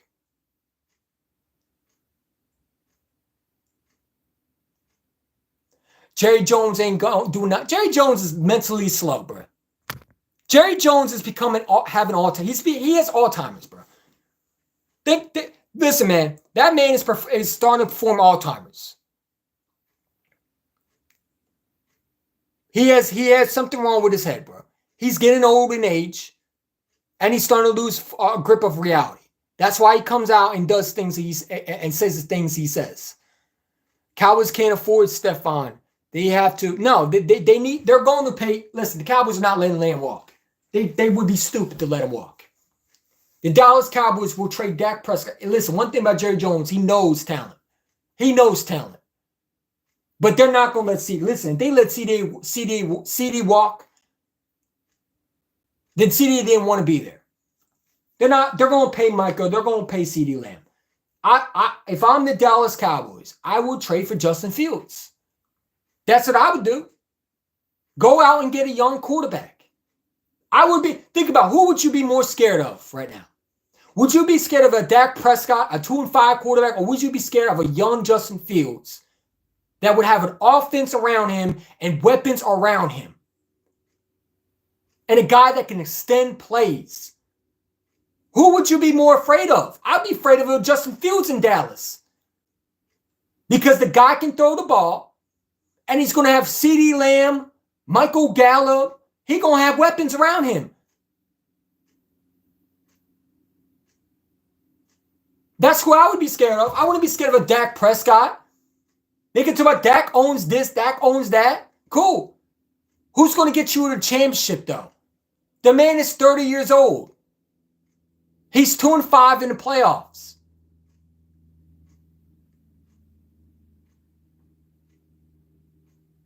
If I'm the Dallas Cowboys, I would go out. If I was Jerry Jones, and if I'm a Cowboy fan, I would promote to Jerry Jones to go get Justin Fields. Because I think CeeDee Lamb and Justin Fields would be a nice tandem in Dallas. Now, I wouldn't like it, and even any Eagle fan would like it, and I hope the guy wouldn't happen. I hope this last team, they don't do it. But if I'm the Dallas Cowboys and I'm smart, I would trade Dak Prescott for Justin. I would try to get Justin Fields in Dallas. Because he's still young. And maybe I can extend him, but I would also save money. If you keep Dak Prescott, you're giving him a new contract. He's going to reset the market. And what did he do? What did he do to just reset the market? You bum. You're 2-5 in the playoffs. You're 2-5. And you have one of the worst performances in the playoffs. You can't beat guys like Brock Purdy. You can't beat guys like Jimmy Garoppolo. You can't even beat guys like an old washed up Aaron Rodgers. You had Zeke Elliott really carrying you to the first year in the playoffs. We gave you coaches. You're still struggling. You got to be gone. I would love to see. I wouldn't love it because I'm not a Cowboy fan. But if I'm Cowboy face, I would want a Justin Fields. I look at the Eagles, and if I'm a Cowboy fan, I'm saying, why can I not have a Jalen Hurts? Because to me, quarterbacks put teams on their back. And if you have a number 2 seed, you're supposed to be able to blow that team out. There's no way no team's supposed to blow you out like that. Or you at least supposed to be make it competitive. But Dak don't scare me. But at Justin Fields, he's mobile. And he's a threat. And he would have weapons around in Dallas. I think that would be the best possible way for the Dallas to get back to a Super Bowl. If I'm Jerry Jones, I would call up the Bears and ask what would it take to get Justin Fields in Dallas. And I would look to trade Dak Prescott. That's what I would do. And then I would try to sign CeeDee Lamb. And I would sign Micah Parsons. And I would keep the core there. But I would have a young quarterback. And yeah, I would have to pay him. But at the end of the day, I wouldn't have to worry about my quarterback choking in the playoffs. And my quarterback does do that. But he's young enough, he'll grow out of it. This quarterback is not going to change. Once you're 30 years old, unless you're Peyton Manning, which he's not. I'm tired of people saying he's going to be Peyton Manning. Oh, Peyton Manning didn't win. Peyton Manning was also in his 3 years. He was in the conference championship games. He was at least competing. And he was given every opportunity. He succeeded. He was also dangerous in the playoffs. But he also had Tom Brady in his division. And he was competing at a high level. He also brought a Super Bowl to the Colts. Prescott ain't doing that. Peyton Manning was also a first-round pick. You're not going to compare a first-round pick to a fourth-rounder. That's dumb. I would definitely take Fields over Dak. Absolutely. Hell, if I'm the Giants, I would call for Justin Fields and trade Daniel Jones out of here. Instead of them drafting a quarterback, maybe if I'm the Giants and if I really competed about winning the championship, because the idea is this. Right now, the only competition you have in this division really is the Eagles. And the only way to beat the Eagles is you got to have better quarterback play. You got to be able to go toe-to-toe with Jalen Hurts. Because I don't think Brock Purdy's going to have another great year. I don't think he's going to.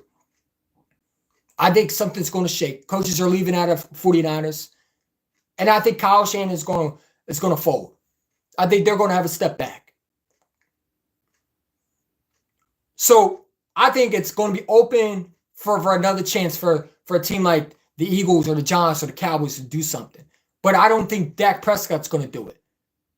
That's why I'm saying if I'm a Dallas Cowboy fan, I'm claiming for Justin Fields. And I said this a while ago. I said if the Bears trade Justin Fields, the one place I don't want to go to is Dallas.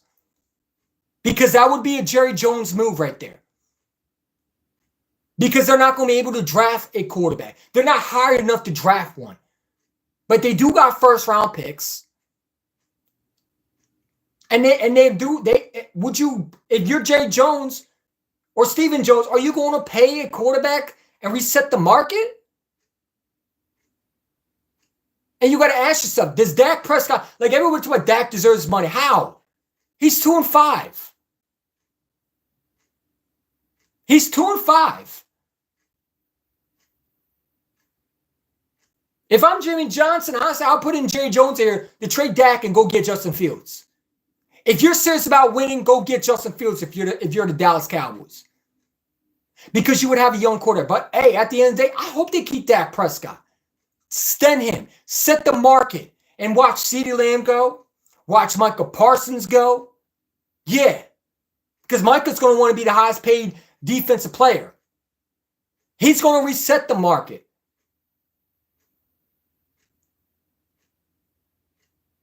CeeDee Lamb is going to want the bag, which he rightfully so deserves it. He's a good receiver. I have no problem with CeeDee Lamb, but when they keep on telling me he's better than A.J. Brown, that's when I lose respect. But I do think CeeDee Lamb is a good receiver. But I also look at the quarterback situation, and I look at Dak Prescott, and I don't think CeeDee Lamb likes Dak that much. But you want to spark a team, you go out and get a Justin Fields if you're Dallas. because I would have revived the offense right there. You would bring a young quarterback, and you listen. And no, that you honestly would have the better deal, honestly. Because I don't think the Bears are smart enough organization to understand. They're the same organization that drafted Mitch Trubisky. Come on, man. We're not going to act like the Bears are a smart organization. They don't know what they're doing. Justin Jefferson wants the bag right now. Okay. So does other receivers. So what? Justin Jefferson deserves the bag. He's one of the best receivers in the league. He arguably is one of the best receivers in the league. He deserves it. And I think the Vikings should definitely extend him. So CeeDee Lamb contract will probably be based on what Justin Jefferson gets. No, I think the Cowboys won't pay CeeDee Lamb. And CeeDee Lamb is not up for a contract. I think it's going. Here's what I think is going to happen. I think the Eagles sign Devontae Smith first. I think that's the first one that's going to get paid.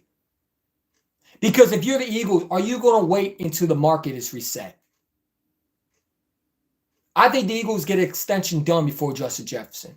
You remember when they wanted to who got signed first? Jalen Hurts did. Jalen Hurts reset the market. And then you saw who? Lamar Jackson got paid. Burrow got paid. Mahomes got paid. Think about it. So again, here we go again. Devontae Smith will get extension first. That's why I think that's why the Eagles are not paying Hassan Reddick what he wants. You got to understand it. Devontae's up for extension soon. And you don't want to wait until the last minute. Right? And now you have rumors that the Lions receiver, what's his name? St. Brown is going to want a deal. He's going to be wanting, he's looking at what, 30 million? They're looking at giving him a range of 30 million to 30 to 40 million. So you want to get a Devontae extended now. You don't want to wait. I don't know, man. CD was drafted into. I get it. But here's the thing: Howard Rose was going to move quickly. Now, CeeDee Lamb is going to get paid. I think he gets paid. I do, and I don't think the Dallas Cowboys are going to let him go. I don't think the Dallas Cowboys will be stupid to let one of the receivers they drafted go. I mean, you jumped in front of the Eagles to draft. You're not going to let him go. Yeah, Asia Dixon will get signed. He's getting signed, bro.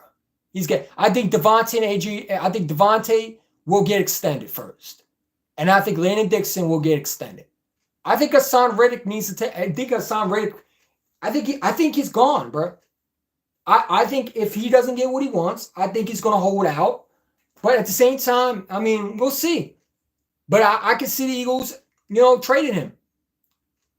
Because I don't think they can afford it now. You know what I'm saying? They can't afford it with guys like Devontae. You're not. I'm sorry, but you got to pay Devontae first. I'm not letting a guy like Devontae Caliber go before I would pay. No. Devontae's getting the bag first. He deserves it. He's one of the best receivers on our team, and you want to keep those receivers. Listen, the thing that I care about the most is keeping my quarterback happy. So I'm going to give an A.J. Brown an extension before I sign Reddick. Now, like a son. But let me tell you something. He's 30 years old. And what he's asking for is ludicrous. He's ludicrous for asking that type of money. I'm sorry. And if he wants to stay here, well, the money you're asking for, you're not going to get in Philadelphia. You asking for what? Javon Hargrave money? No, it didn't work out for him. So one things are going to happen. You're going to hold out. And when we get a chance, we might just, sign you or do something. We'll figure out some way. Or someone's going to offer that type of money and you're going to go. But I would wait for the draft to see where Hassan Reddick goes. Because I think the draft is where you could see the Eagles trading him. That's why I think it's going to happen. I think if Hassan Reddick gets traded, it's going to be during the draft. Because that's when guys start. That's where it's usually between free agency and the free agency and the draft is where you see guys get traded. Can they franchise tag them? I don't think they can. To be fair, Hassan Reddick I can understand why he wants to back. Oh, I can understand too. But that doesn't mean the Eagles will pay him. They're not going to extend him to that type of money. They're not going to stump. He wants 25 plus million. That's not happening. That's not happening. That's not happening. You got to understand also, they brought Nolan Smith in. They drafted Nolan Smith to replace Hassan Reddick. I just want to let y'all know that. They drafted Nolan Smith because they knew what was probably going to happen in 2024 to 2025. When the season was over, they knew Hassan was going to ask for a deal. They planned ahead. Okay? So Hassan can ask all he wants. And Drew Rosenhaus, let me tell you something, Hassan. Drew Rosenhaus, you better tell your agent to calm down. One thing about Drew Rosenhaus is, if that's his agent, he tries to suck the organization lifeless. Like he wanted Darius Slay to get tons of money last year. He wanted him to be the highest paid corner. He was willing to trade Slay to the Ravens to get a contract done. Look what Tyreek Hill said. He didn't want to leave Kansas City. He didn't care about being the highest paid receiver. Drew Rosenhaus forced the Chiefs to trade Hassan Reddick. One of the things about Drew Rosenhaus, he don't care about the business. He don't care about feelings or mutual respect. He cares about the players getting bags. So Drew Rosenhaus wants Hassan to get that amount. He's going to do everything he can to get that amount. But it won't be in Philadelphia.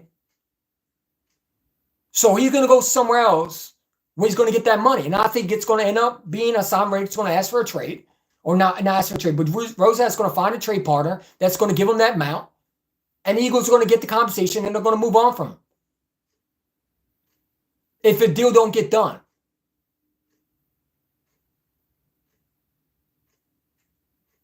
Drew Rosenhaus, yeah, he's the agent.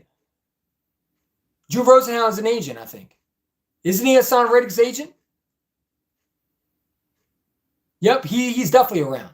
Yeah, he's one of the NFL represent agents. I love Hassan Reddick, but at the end of the day, it's a business. And the Eagles knew that. That's why they drafted Nolan Smith. They don't listen, and people got to understand, Nolan Smith is, what was he compared to? What was he compared to in the draft? What was his comparison to? What did they compare him to? What did they call him? What did they call him? Hassan Reddick, right? They compared him to what Hassan Reddick was, right? Why do you think the Eagles drafted him? Well, he's not Hassan Reddick. I didn't say he was. And people keep on telling me on the Twitter. There's a lot of Eagle fans, guys, upset with me when I said this. The Eagles believe in Nolan Smith. There was a report coming out, I think last week, that said they had confidence in Nolan Smith if Hassan Reddick leaves. The Eagles have trust in Nolan Smith that they're willing to move on from Hassan Reddick. Now, do I agree with it? No. He's one of our best players. But at the same time, who would I rather pay first? No, Devontae Smith.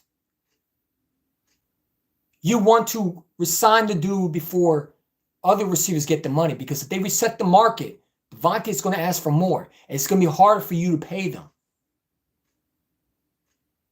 You want to be the guy that can reset the market first. And you want to extend Devontae Smith before his contract ends. Because if you try to do it later down the road, he's going to ask for more. You want to extend him, but you also want to make sure it's team friendly. You don't want to wait and watch other receivers get the bag. That's why they extended Jalen Hurts the way they did. They extended him because they didn't want to wait. That's the first thing they did, was extend Hurts. And they're going to extend Devontae Smith. And they're going to extend Landon Dixon. Those are the two that's going to get a bag. Hassan Reddick will get whatever's left. I think Howie will draft another. I do too. Like everybody talk about linebacker, man. Listen, I'm already Listen, I would love Kenneth. I would love a Jeremiah Trotter. I would love a guy like Edgerrin Cooper. And there's rumors going around the Eagles will love a linebacker. And listen, we're going to find out what the draft is all about. Because if Vic Fangio has full control, we won't see a pass rusher.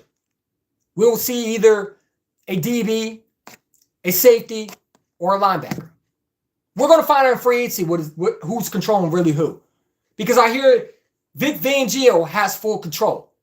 They have respect for him. They're not going to intervene with him. If they sign a guy like Eddie Jackson, that's a Howard Roseman move. If they sign a guy like a Snead, that's a Howard Roseman move. If they go out and they sign a guy, like a Brandon Graham, another 2 years, that's a Howard Roseman move. That's not a Vic Fangio move. Van Ginkel is a Fangio move.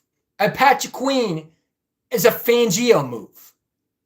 Getting a linebacker, or cornerback that's young, that's from Miami, is a Fangio move.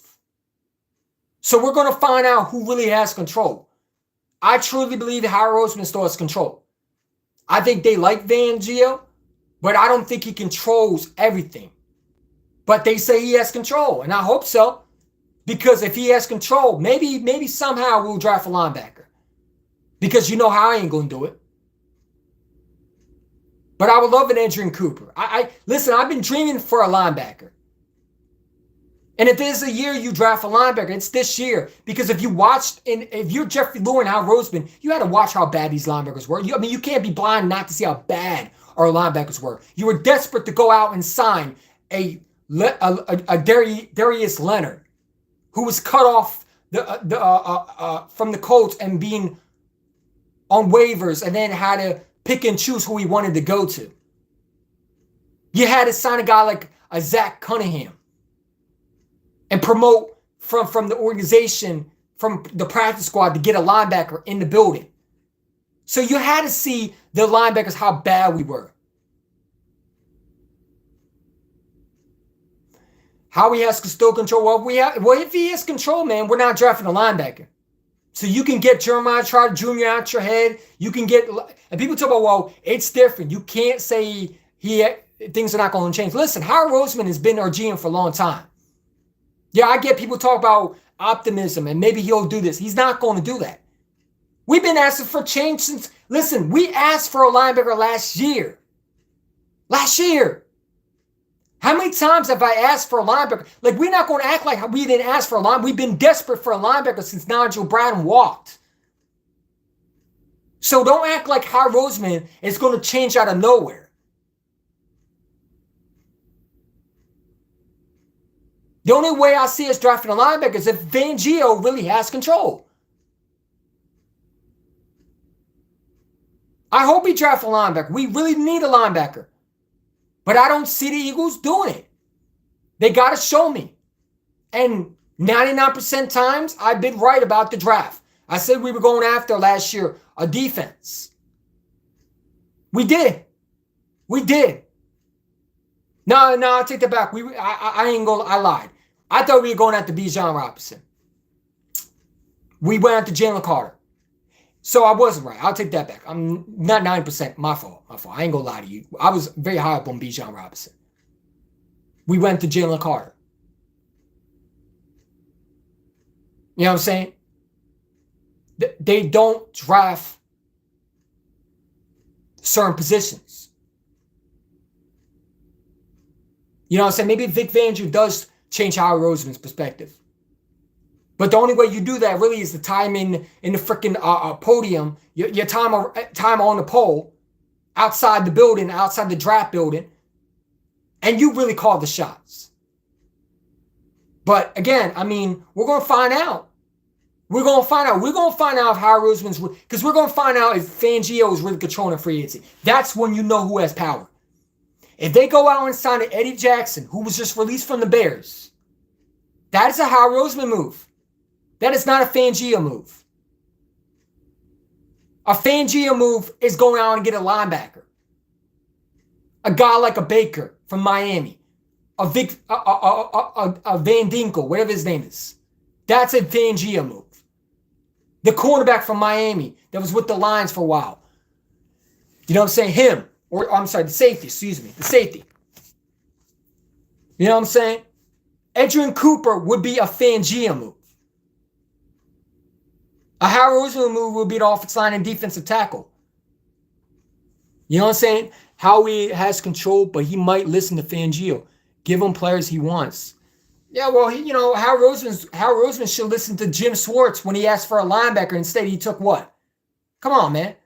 Like at the time, listen, we love Jalen Hurts, but at the same time, he don't listen to his defensive coordinators. Jim Schwartz wanted a linebacker. They didn't draft one.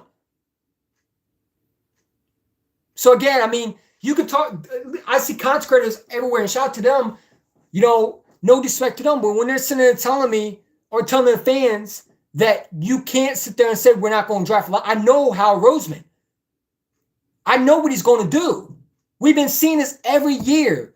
This guy's drafted the exact same positions every year. Every year. And if Hassan Reddick leaves, you can best believe your last dollar that he's drafting a defensive tackle or he's drafting an edge rusher in the first round. You can best believe that they're not drafting a linebacker if Hassan Reddick goes. If they don't sign one in free agency, if they don't get a Brian Burns, they're drafting a defensive end in the first round. They're definitely doing that. So again, I mean, we can talk about this and that, but the truth is Howard Roseman has been drafting the exact same positions. Well, he drafted Nakobe Dean in the third round. In the third round. But he had a chance to draft Patrick Queen.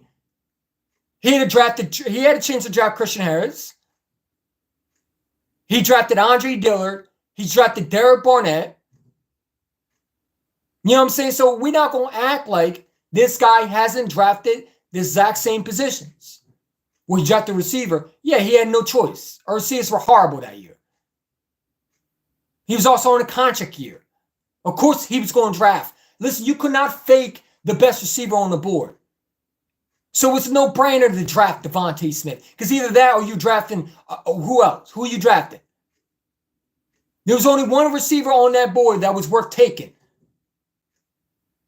It was either Micah Parsons or Devontae Smith. Come on, we're not going to act like this guy had no choice. You needed a receiver. He was the best player on that board. Like, you know what I'm saying? Yeah, he drafted him, but he had no choice. His receivers that he drafted, well, Jeffrey Lurie had something to do with it, where Rager and Whiteside did not work out. Howie only drafts Dean because he was like the best player available. No, he wasn't the best player. He drafted Dean because he wanted to appease the fans. He drafted Dean because Dean was a Bulldog. And Howie Roseman loves Bulldogs.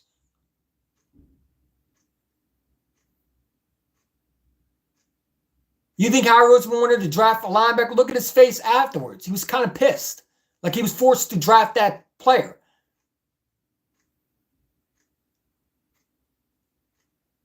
Look at his face when they asked him. You know what I'm saying?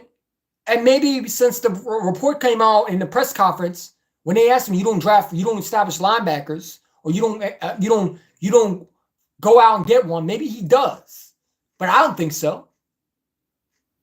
I truly believe they think Nakobe Dean, well, Howard Roseman's perspective, he thinks Nakobe Dean is a draft pick that was worth a first rounder. That he would have drafted him in the first round if he could really redo it. If Jalen Carter or Jordan Davis wasn't on the board, they probably would have drafted Nakobe Dean.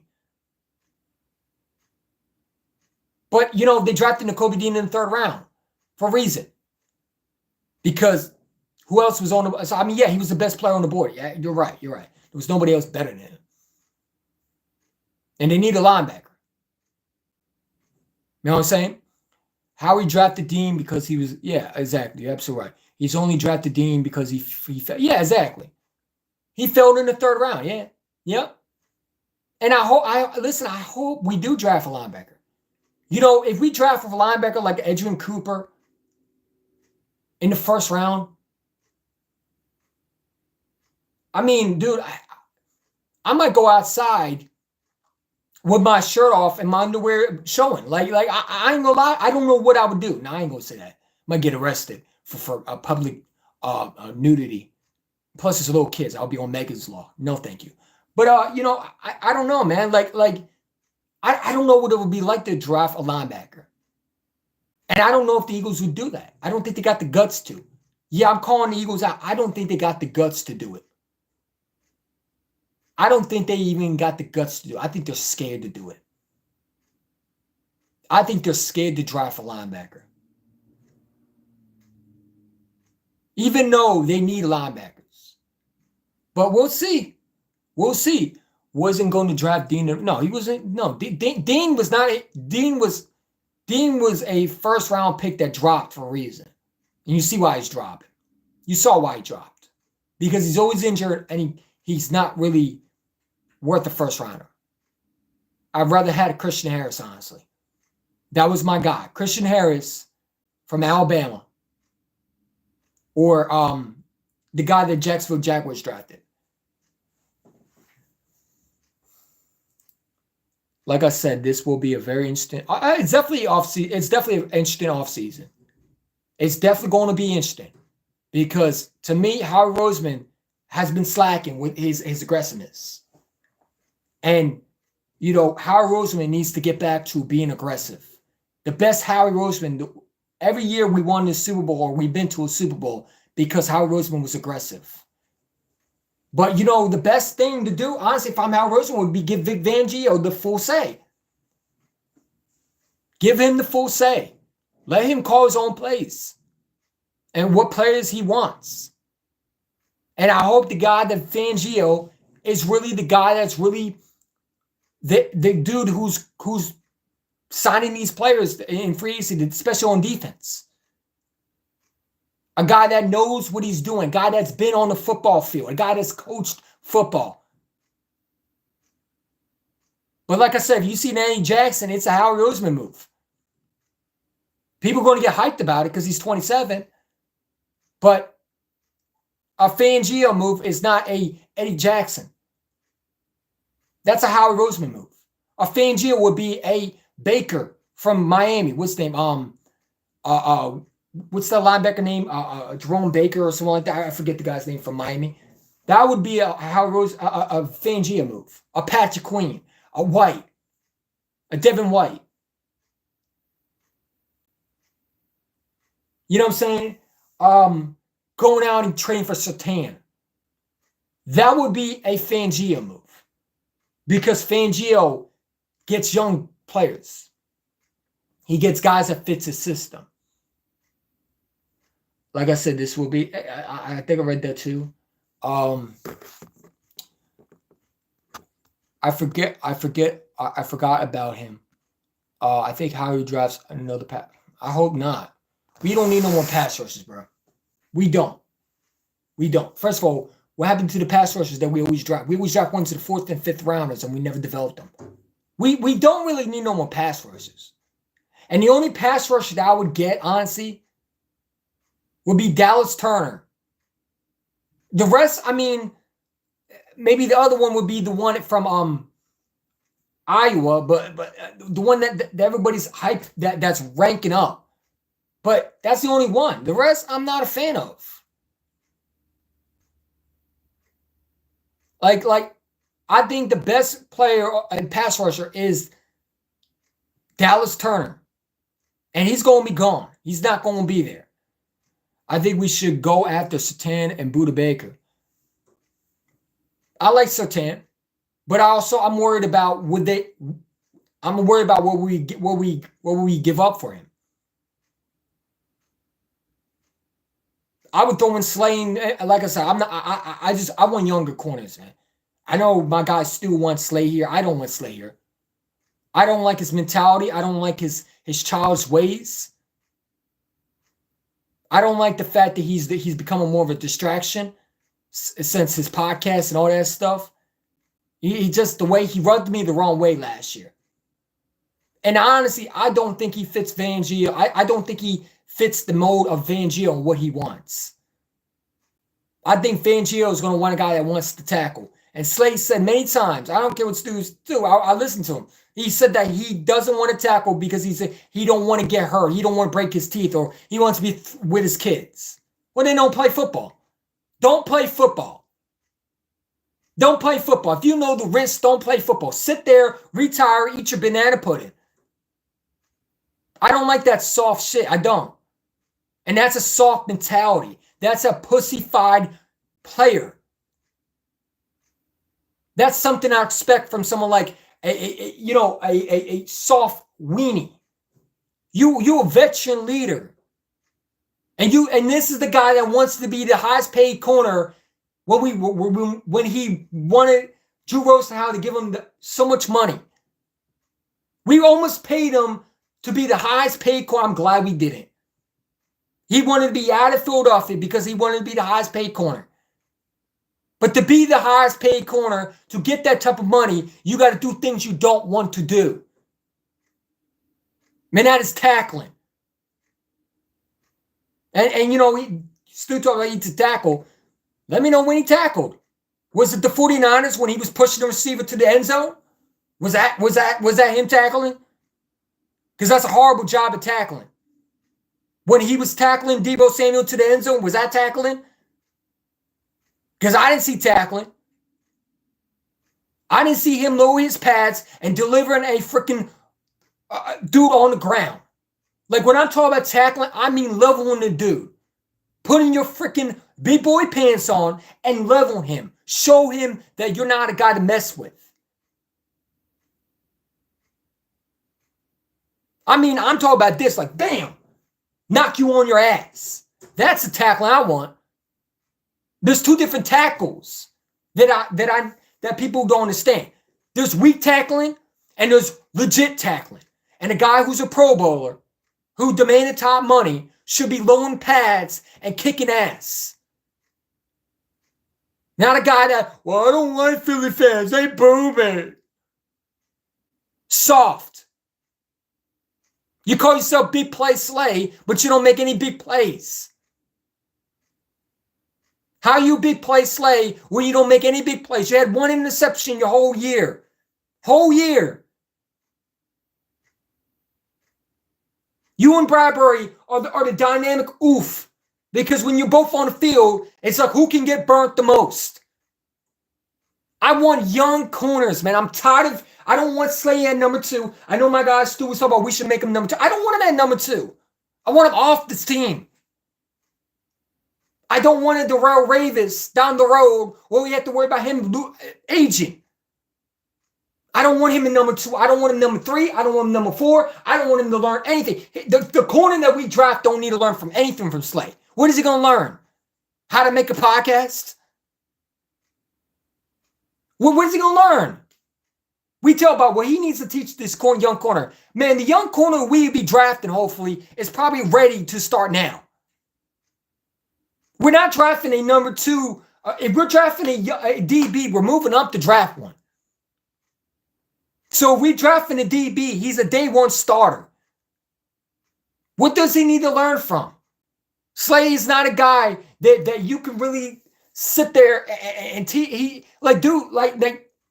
I'd rather get a young DB and put him out on the field now, not wait for him to learn from a guy like Darius Slay.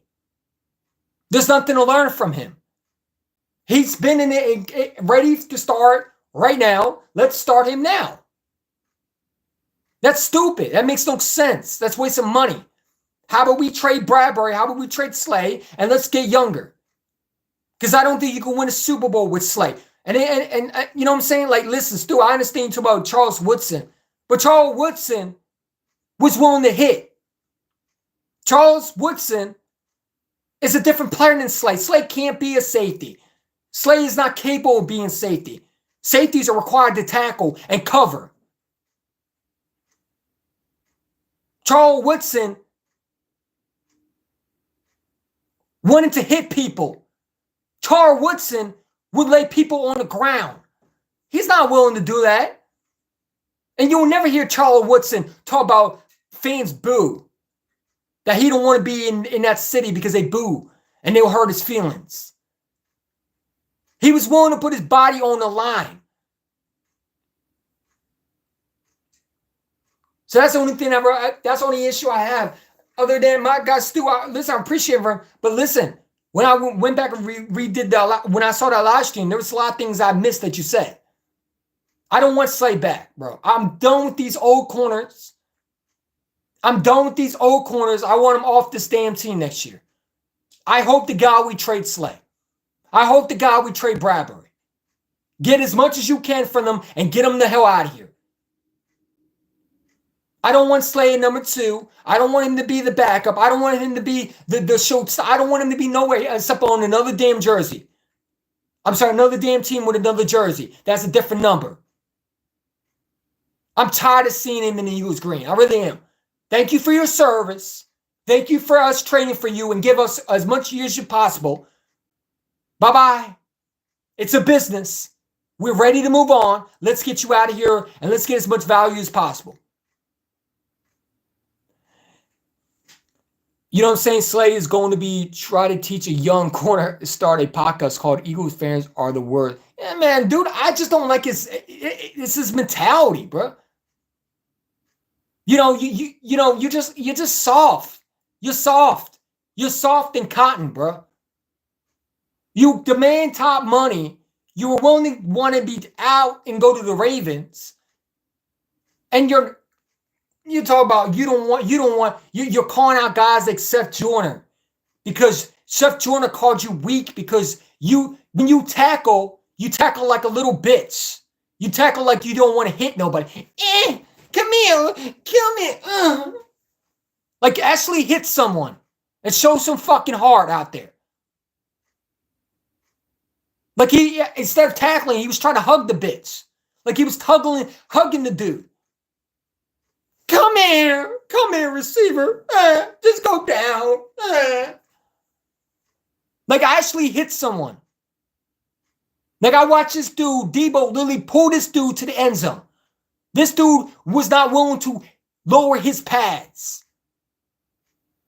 The only one I saw lower his pads were 2 players, and that was Byard and Reed Blankenship. Those were the only 2 that was willing to hit someone. Other than those 2, they weren't hitting nobody. Bradbury wasn't hitting nobody. And Darius Slay was softly trying to tackle someone. Like a little girl. He was afraid of getting hit. So when the player was lowering his pads on him, he couldn't really tackle him. That's why he didn't want to be versus the Seahawks. He was afraid of going against Metcalf. My number 1 corner decided to have surgery on his knee. You waited all year because you were scared. That's all I need to hear all I need to see from Slay. Is him being scared versus Seahawks when we needed you. We needed you the most. And now you want to have surgery. Then in the playoffs, you should have stayed on the sidelines and worry about being healed. You come out, and the first thing you talk about is, I'm glad we're not in Philly because I don't want to get booed. Man, get the hell out of Philadelphia. That is soft weenie shit. That's Carson Wentz type mentality. You soft. I don't give a shit how many people like it. I don't respect a guy like that. A soft mentality. A weenie. He's a weenie. When you sign a contract to be the cornerback for this Eagles team and you demand top money, you lower that motherfucking pad and you start acting like a damn a cornerback and lower your fucking pads and put your body on the damn line. And if you don't want to do it, retire. I don't give a shit about what you have going on. What you have at home is none of your business what you do on that field. You put your body on your damn line and you show up. You show the fuck up. Or you get the hell out of Philadelphia. I'm tired of this soft mentality. I'm tired of it. He's soft. He sounds like a little bitch. He's soft. I don't want him as number 2. I don't want him as number 1. I don't want him as number 3. I want him gone.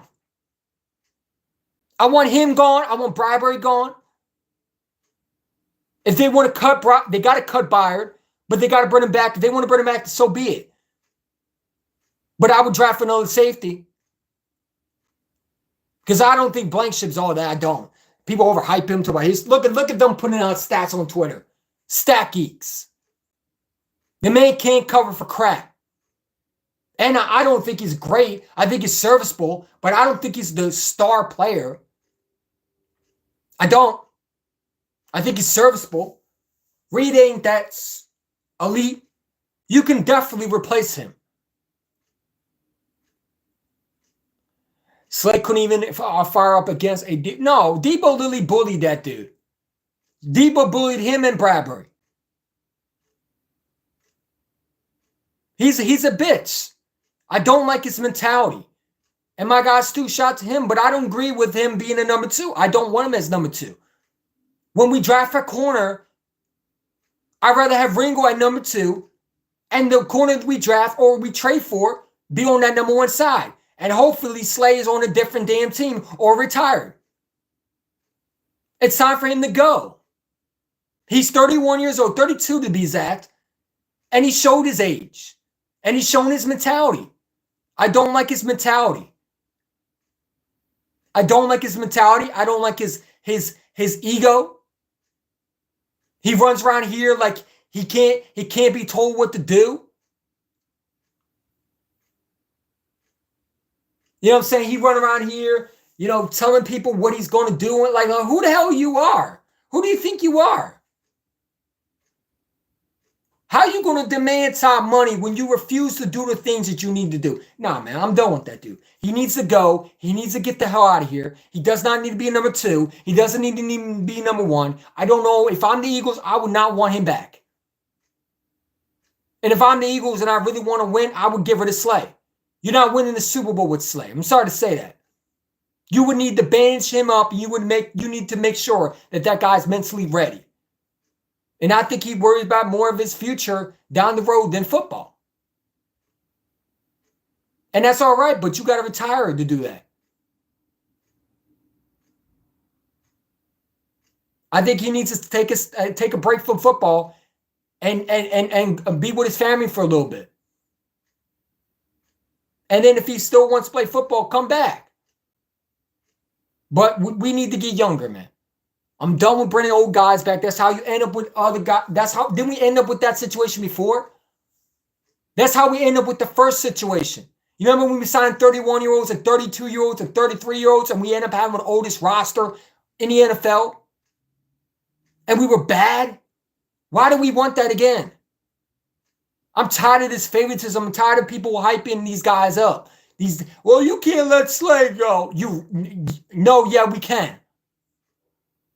Well, Slay's a veteran. So what? He don't act like one. He don't act like a captain. He acts like a spoiled center little brat. He acts like he don't want to put his body on the line. He said it many times he don't want to tackle. Go back and watch the podcast. He talked about how do you want his teeth knocked out. First of all, you're not going to get your teeth knocked out, bro. This ain't the 80s. This ain't the 80s, okay? This ain't the 90s. You're not going to get your teeth knocked out by tackling someone on the fucking legs. So stop exaggerating, please.